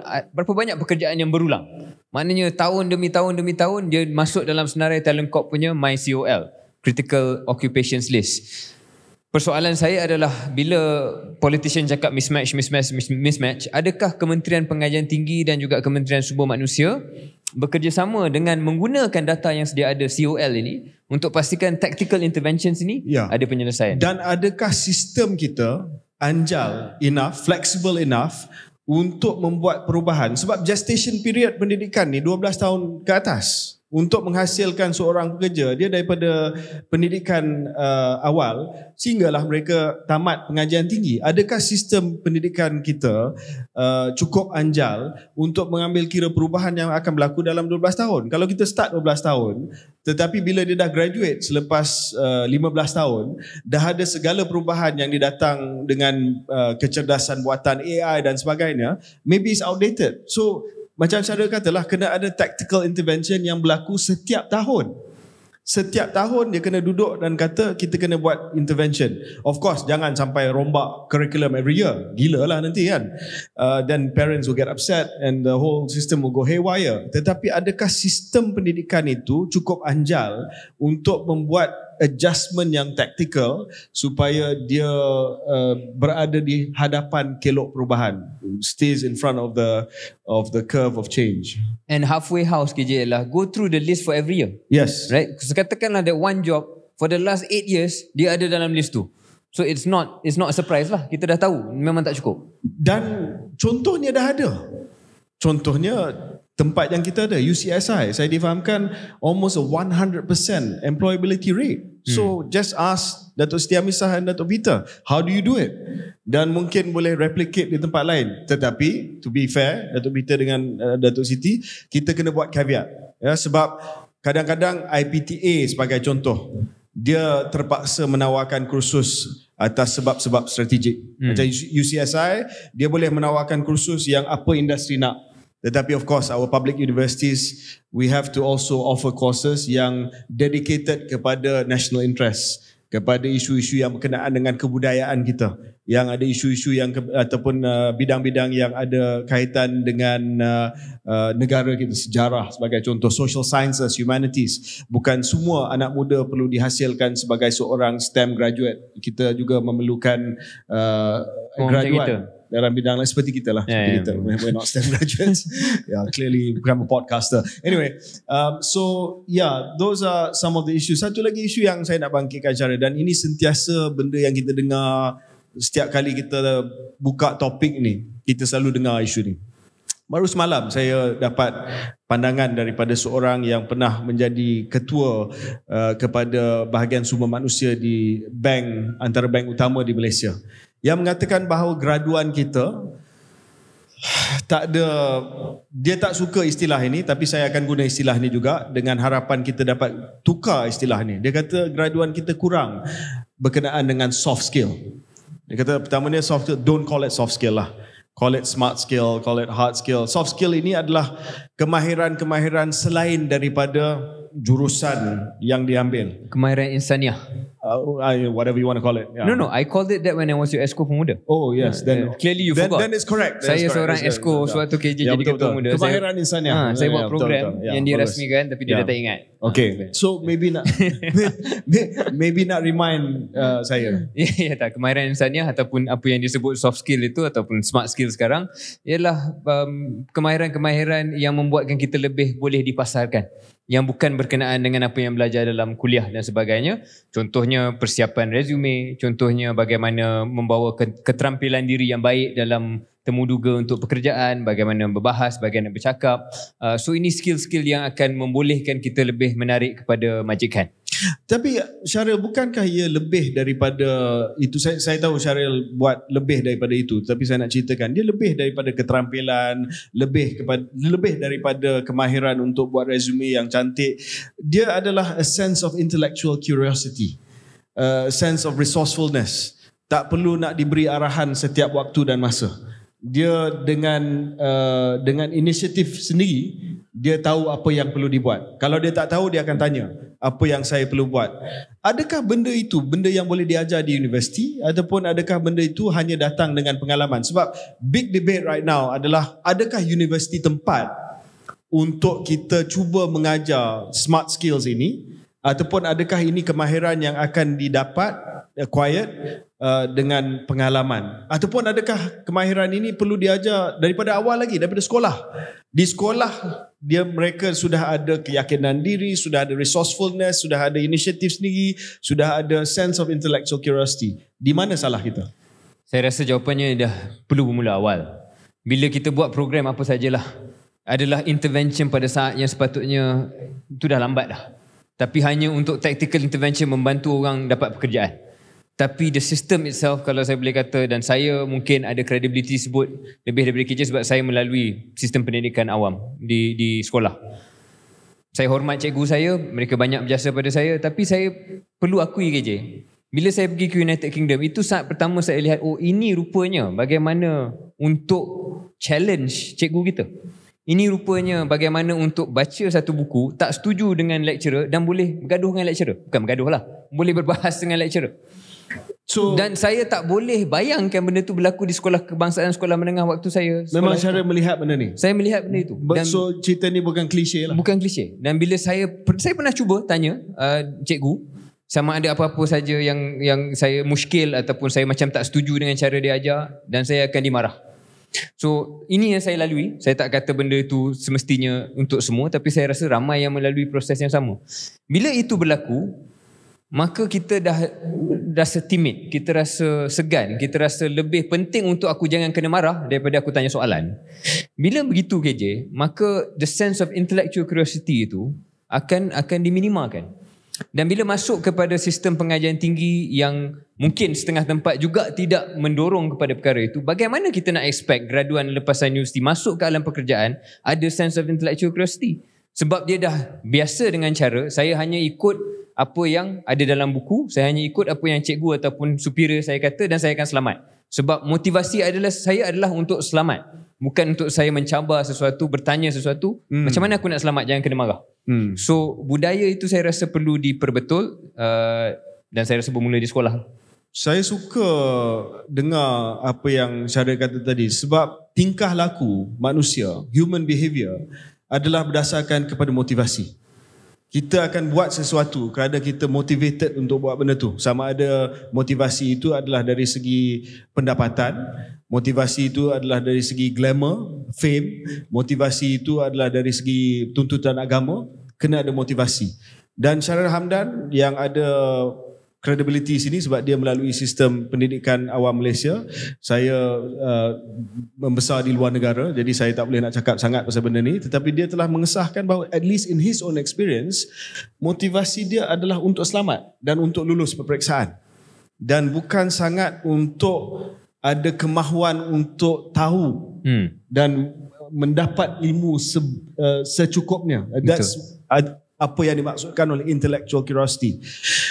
Ini penting Syahril, sebab mungkin orang kata dia orang ni cakap atas kertas saja. Tapi saya sebagai majikan dan saya sebagai seorang yang pernah mengetuai jabatan ataupun kementerian dalam kerajaan yang mengambil pekerja dan pegawai, saya suka melihat kepada intellectual curiosity, sebab bila orang itu ada intellectual curiosity, bukan bermaksud bahawa itu satu-satunya ciri yang kita cari. Ada banyak lagi, analytical skill, professionalism, keterampilan dan sebagainya. Tetapi bila ada intellectual curiosity, maksudnya bila kita sedang berbincang tentang satu isu public policy, dia adalah seorang, tak kiralah dia pegawai kanan ke, pegawai junior ke, dia boleh memahami pelbagai sudut pandangan dan memberi cadangan dan syur kepada menteri ataupun kepada KSU yang mengambil kira setiap syur dan pandangan, sebab dia tidak rasa terikat dengan satu pandangan saja. That's why to me intellectual curiosity is important. Syahril sebagai seorang majikan sekarang, Syahril pun ada sebuah syarikat sekarang dan mungkin akan berkembang insyaAllah. When you are hiring people, what are you looking for? Definitely same as you. Sebab dari segi kemahiran teknikal itu boleh cari. Yeah. Tapi adakah saya percaya kalau saya bagi satu tugasan kepada individu itu, I can trust him or her to just run with it, and dia boleh ada creativity dan kemampuan untuk mencari jalan. Dan kemampuan itu hanya datang bila dia dah ada intellectual curiosity. And maybe just to close it off KJ, refleksi saya tentang politik jugalah.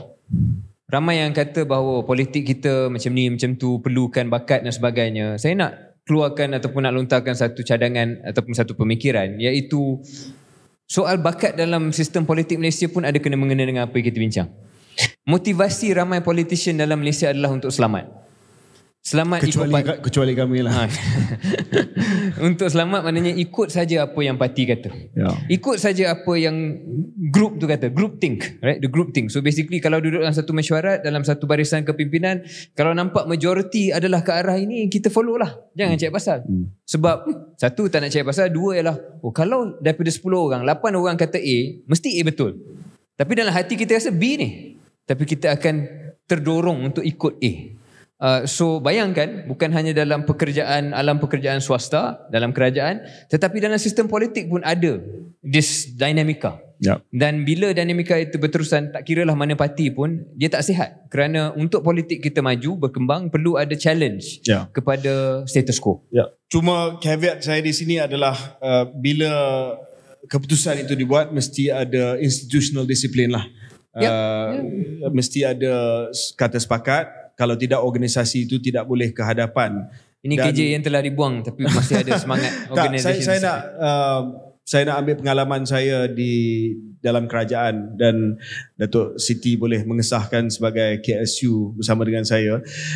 Dalam mesyuarat, saya benarkan segala cabaran dibuat. Segala cabaran dibuat. Tidak ada group think. Saya tak nak ada group think, sebab bila ada group think, kita tak akan menghasilkan keputusan yang terbaik. Tetapi bila kita dah buat keputusan itu, of course kalau silap kita buat course correction lah. Tetapi mesti ada institutional disiplin institusi untuk kita commit kepada pelaksanaan. Tetapi dalam menghasilkan pendirian, come up with a consensus, mesti ada apa yang Syaril sebutkan tadi. Dan universiti lah tempat yang saya melihat bahawa budaya percambahan pemikiran itu mesti ada. So contohnya di UCSI, we are so thankful today sebab UCSI ini bukan hanya Menara Gading di mana ada bilik kuliah dan juga di mana ada syarahan, tetapi juga ada program macam ini supaya warga UCSI boleh mendengar pandangan-pandangan yang berbeza. Kadang-kala saya setuju dengan Syaril, kadang-kala saya tak setuju dengan dia, kadang-kala kita puji kerajaan, kadang-kala kita kritik kerajaan. Sebab only then kita boleh menghasilkan satu konsensus yang lebih baik. Syaril, any last thoughts sebelum kita pergi ke segmen yang lain? Let's go to the third segment. Okay, terima kasih. Kita akan kembali selepas break ini.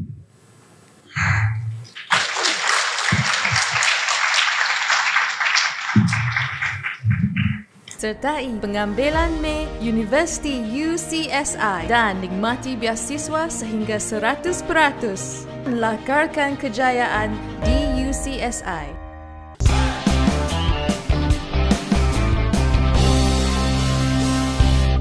Selamat kembali ke episod 102 Keluar Sekejap di UCSI.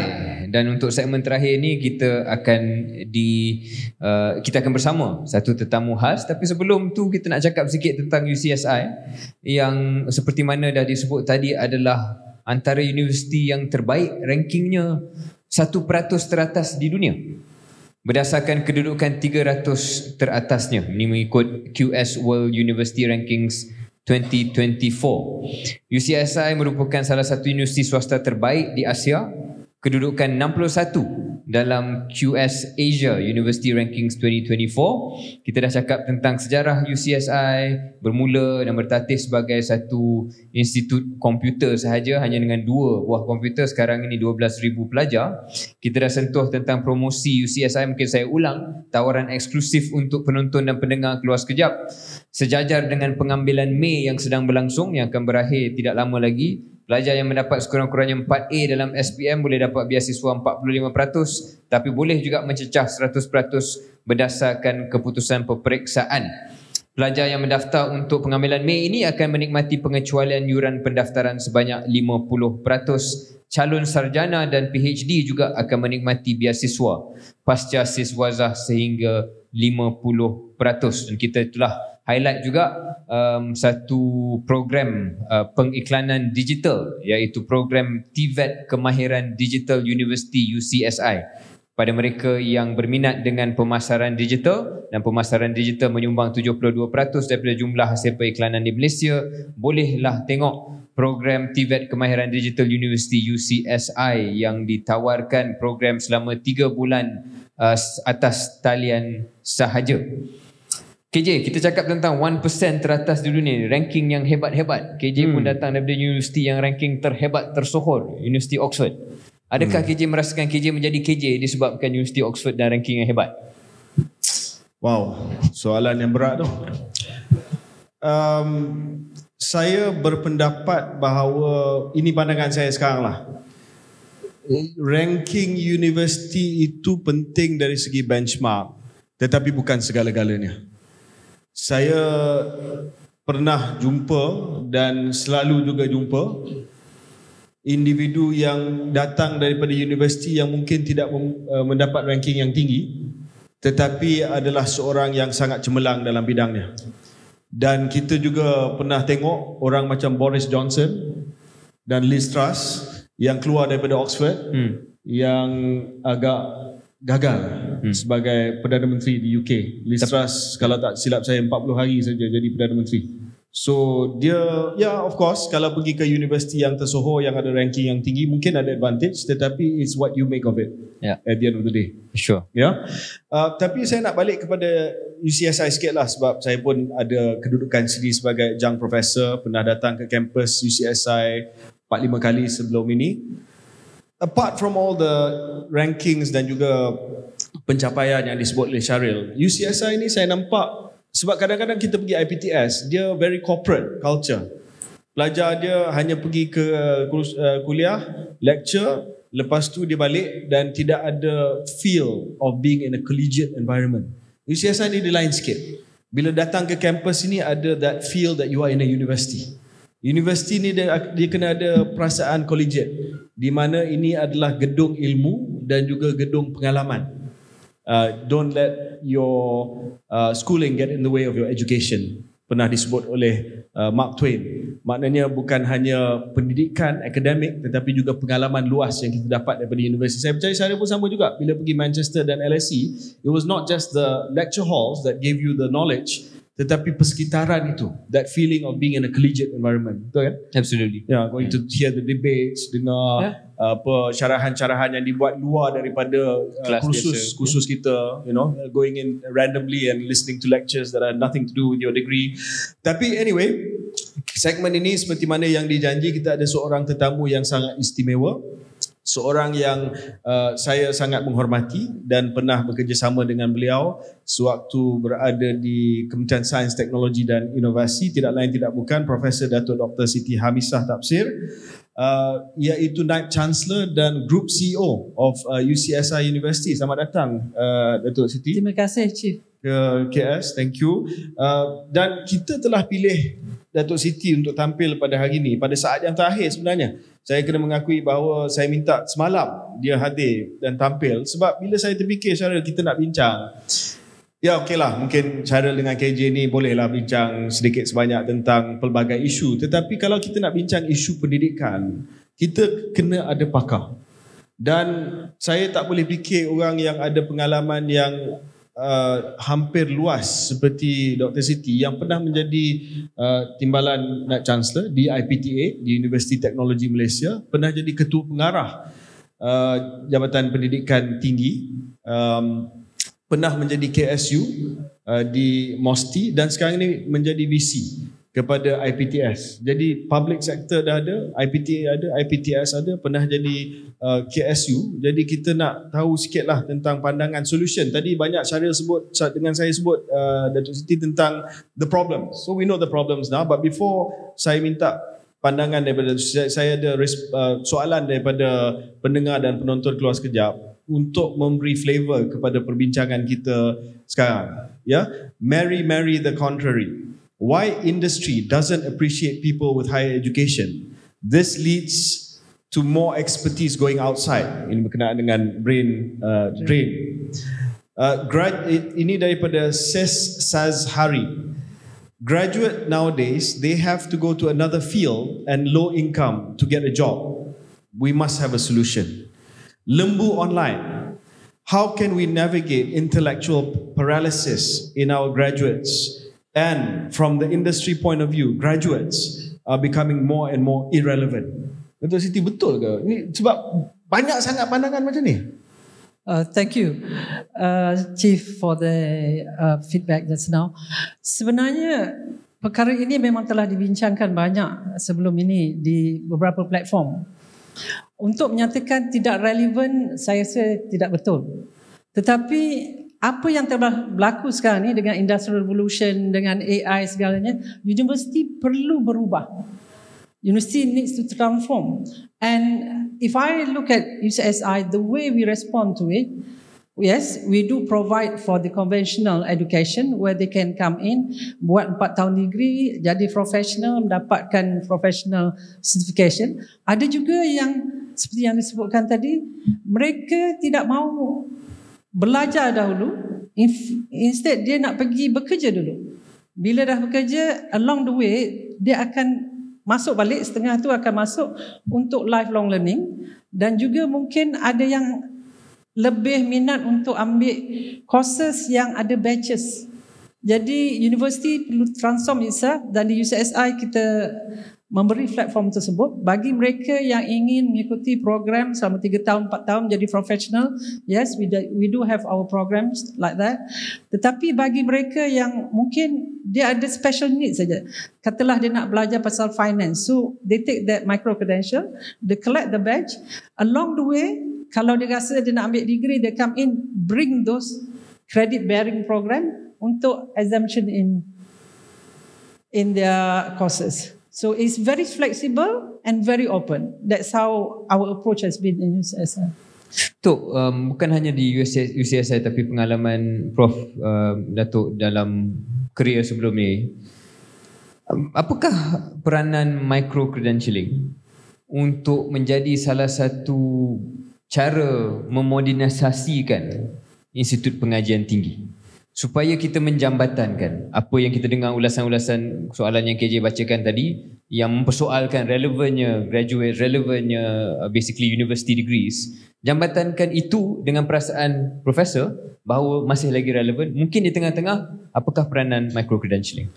Peranan micro-credential adalah untuk memberikan ruang bagi mereka akses pada higher education, tetapi bukan secara konvensional sebelum itu. Tetapi it is based on demand. Bila dirasakan dia boleh belajar waktu petang tanpa mengikuti kelas secara fizikal, that's when they get all this micro-credential. Itu satu. Yang kedua, kita juga recognize or kita melihat pada mereka yang telah bekerja, if you have someone who just graduated 2-3 months and someone with 10-15 years experience dalam bidang tersebut tetapi ada diploma.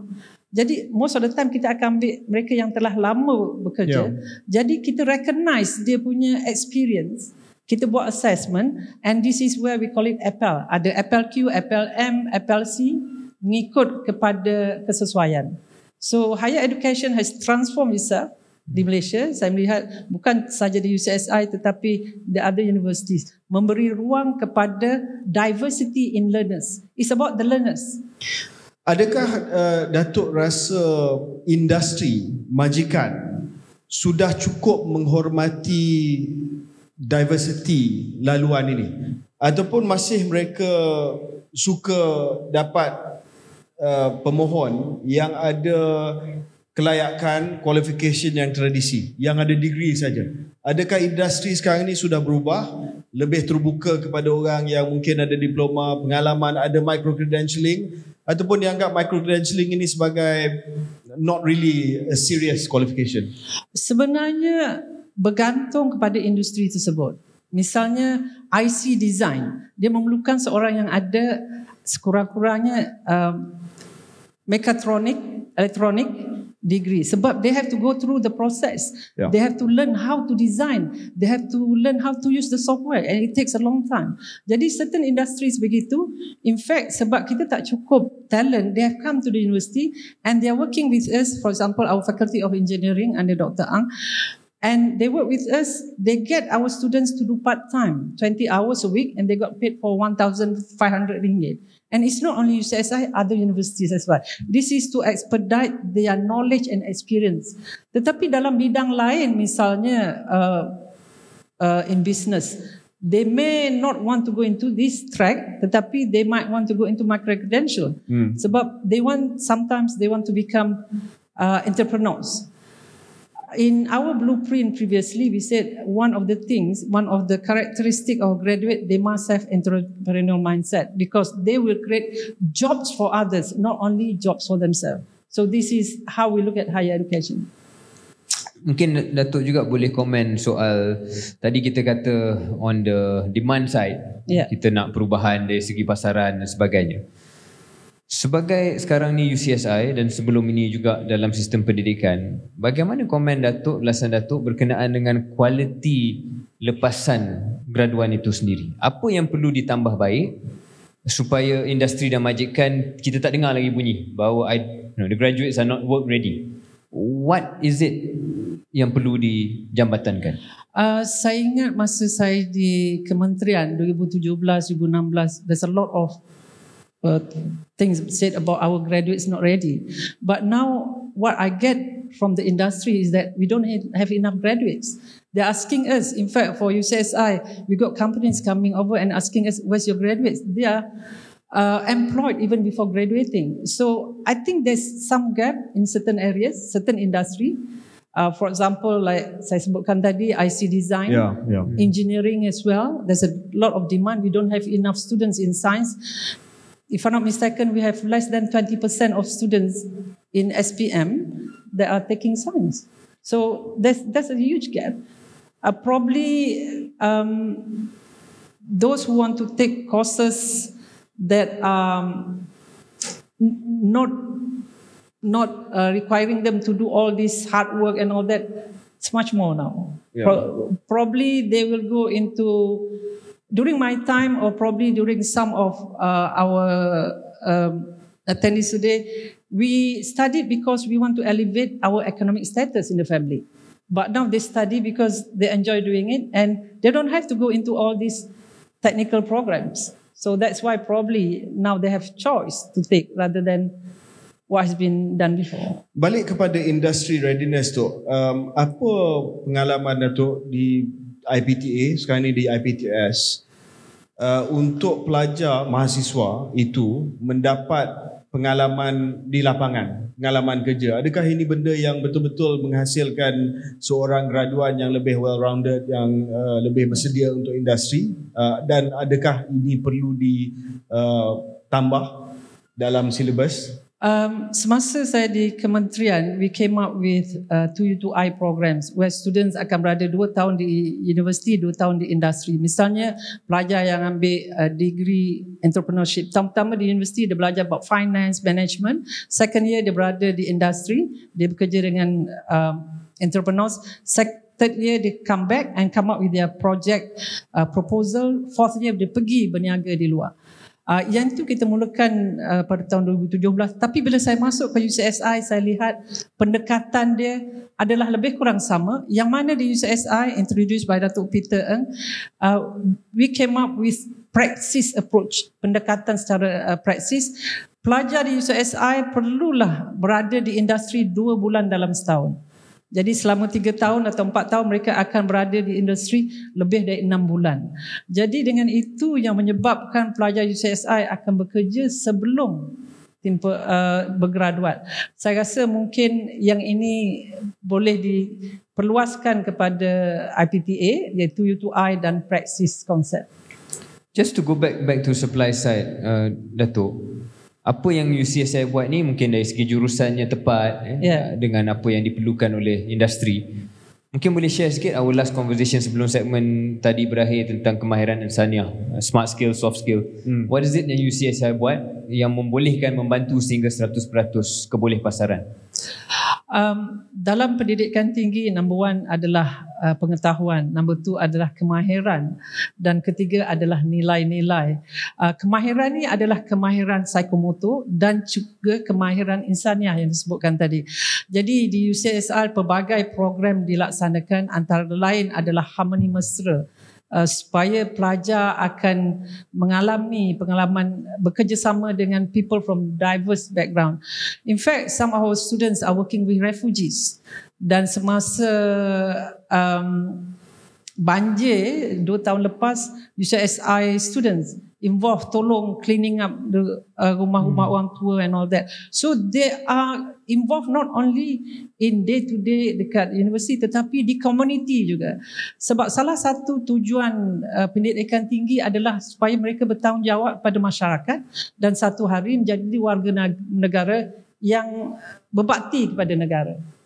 Tok, saya nak tanya soalan kontroversial sikit, dan saya tahu dalam audiens kita pun ada Profesor Datuk Dr. Asma Ismail, mantan Naib Chancellor University Sains Malaysia dan juga Presiden Akademi Sains Malaysia. Datuk sebagai bekas Naib Chancellor dan juga Ketua Pengarah Pendidikan Tinggi negara kita, quality graduan daripada IPTA, IPTS dan overseas.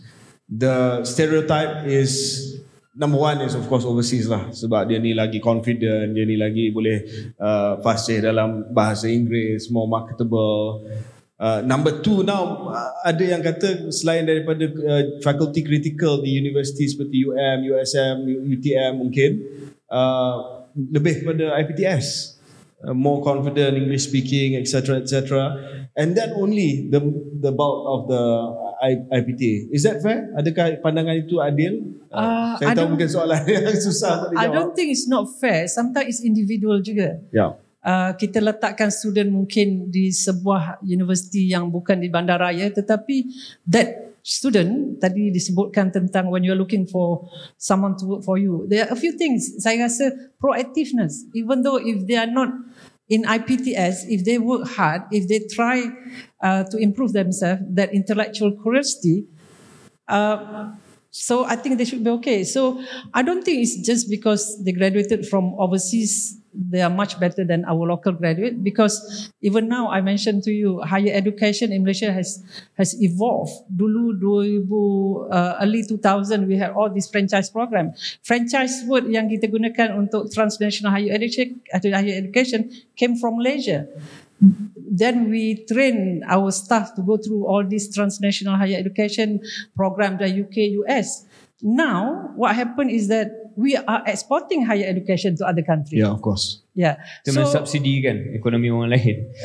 Yeah, we even have our campus in Bangladesh because they look up at our higher education. Betul. And we have our MQA that has been established for so long, and also the industry that keep on watching on our graduates, and the Kementerian. So I think all this regulatory is really helping us to move forward. Saya tak pastilah Datuk, tapi macam ada dua univers di Malaysia ni. Ada satu univers di mana Malaysia ni jadi negara rujukan untuk pendidikan tinggi. Kita ekspor pendidikan kita. UCSI ada 30% foreign students. Then you know Syahril, not just the IPTS but IPTA. For instance, USM, I was told by the registrar recently that a lot of the income comes from postgraduate students that come from overseas. They come here to study. Dan another bright spot untuk Malaysia adalah bright spot but also a black spot for us is brain drain. Maknanya graduan Malaysia is good enough and being snapped up by Singapore. Macam Prof Siti bagi tahu baru ni dari majlis graduates convocation di UCSI, dia tanya kepada the graduates nak kerja kat mana, dia kata ramai yang kata Singapore. So we have that, but at the same time kita juga ada satu critical mass ni yang rasa diri mereka sebagai underemployed. Ada apa pandangan? Saya balik pada apa poin pertama saya tadi lah. It's really principally the demand side. Yeah. The fact that our market produces jobs that are not attractive to the best graduates. Can I just throw this? You see, our graduates are good enough for Singapore, for Dubai, Qatar, China. Is it not good enough for our local companies? Are they willing to pay like those countries? So I think we have to ask ourselves on this as well. That is my challenge. That's a good question. Lepas tu saya gemar lebih kepada mengatakan it's a demand side dan it's an issue. Sebab selama 2-3 tahun sebelum ni KJ bila lebih mendalam isu ni, kadang-kadang kita dengar hujah. The quality of the graduate is not good, university not good lah. I don't think so. I don't think so. I think the first problem is the demand side. Yeah. Industri dia tak meletakkan nilai yang setimpal kepada dan of course graduan kita boleh cakap how kita nak ubah bukan senang dan sebagainya, but the issue is on the demand side. I think we should push industry and government supaya mereka price our graduates properly. Correct. Dia akan katalah, dia akan come back to us dengan argument bahawa kalau nak bagi gaji yang lebih tinggi kena ada productivity lebih tinggi. But if you're not willing to change dari segi demand side, the productivity change will not come. Can I share one part? Yes. Please. For example, big data analytics. A fresh graduate will secure 5,000 ringgit, and we are grappling trying to get data scientists. Memang susah nak cari. So this is where the demand is there and they are willing to pay. Saya tak nak let the supply side of the hook completely, Datuk. Saya nak bincang tentang pengalaman Datuk sebagai KSU di MOSTI, sebab antara misi MOSTI adalah memperbudayakan sains dan juga STEM. Dan kita balik kepada isu we are not producing enough science graduates. Okay, demand side kita setuju dengan pandangan Syahril bahawa demand side needs to back up, but supply side juga needs to back up. Ramai pelajar yang tidak suka kepada sains. Ini the stereotypical view lah. Saya terlupa nak sebut the full title of Datuk Siti Hamidsah, Profesor Datuk Dr. IRTS. Apa benda ni IR tu? Doktor ni dia kejuruteraan sivil kalau tak silap saya. She has a PhD from the University of Leeds. That makes her a DR. So the DR, IR is an engineer. And the TS is a technologist, if I'm not mistaken. Technologist. You appointed me as the president of Malaysian Board of Technology, sir. Did you become a become a technologist after you became No, I became the technologist before I joined. Because if you became technologist after you became president of the Board of Technology, something wrong there. Yes. Okay, you were before. So coming back to that, clearly, technologist, IR, doctor, you are a STEM person lah. It cannot be argued that you're not a STEM person. Tapi kenapa orang kita tak suka sains? Saya rasa mungkin the ambience, the environment our kids grow up. I remember I grew up in a small village between Tanjung Karang and Skinchan. I used to cycle and lie down on the grass, tengok awan moving, tepi sawah padi. Then I went to the beach. I cycle and I see the wave and all that. That curiosity, where is this coming from? Why is ketam live in there, whereas kerang is like that? So that curiosity, I think we don't have that.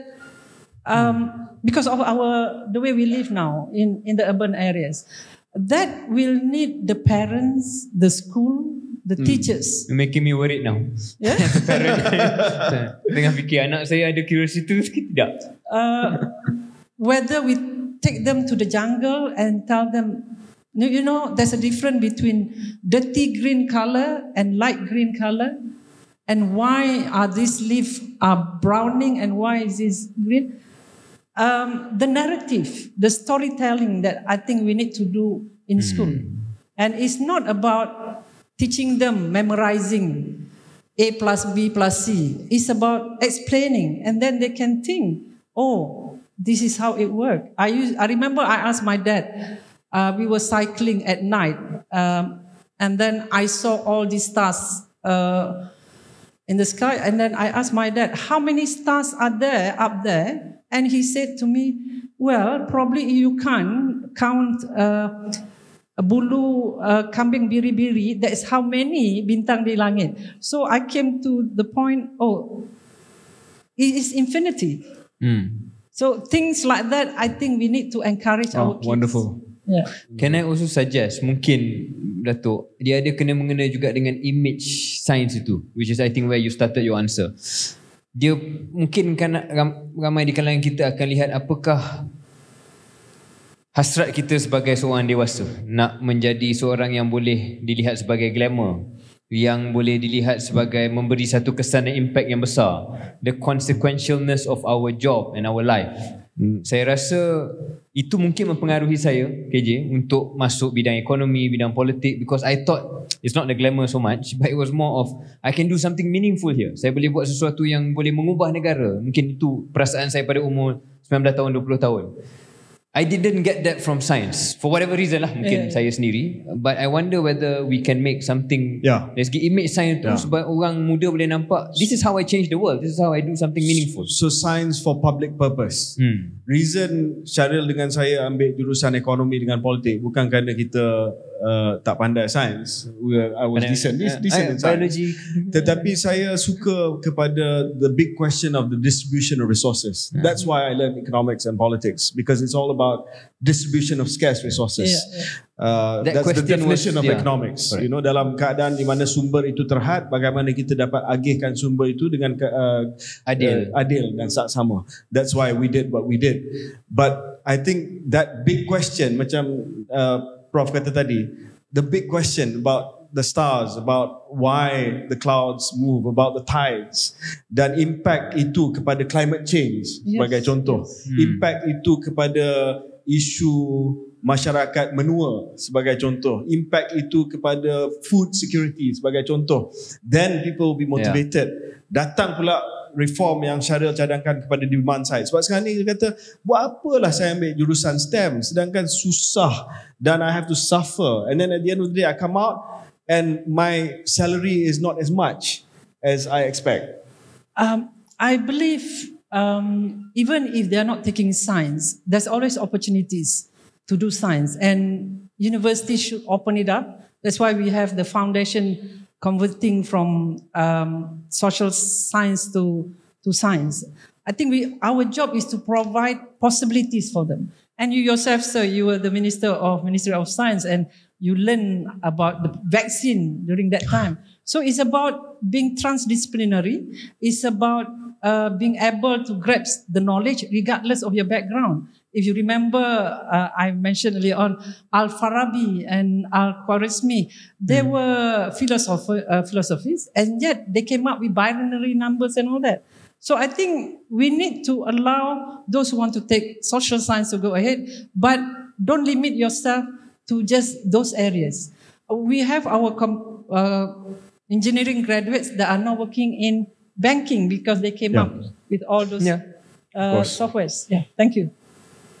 Okay, mungkin kita dah menerima isyarat sebelum kita wrap up, saya nak tanya Prof, sebagai seorang VC, sebagai seorang yang pernah melalui semua dunia dalam pengajian tinggi ni, boleh tak Prof sebagai rumusan describe ideal graduate?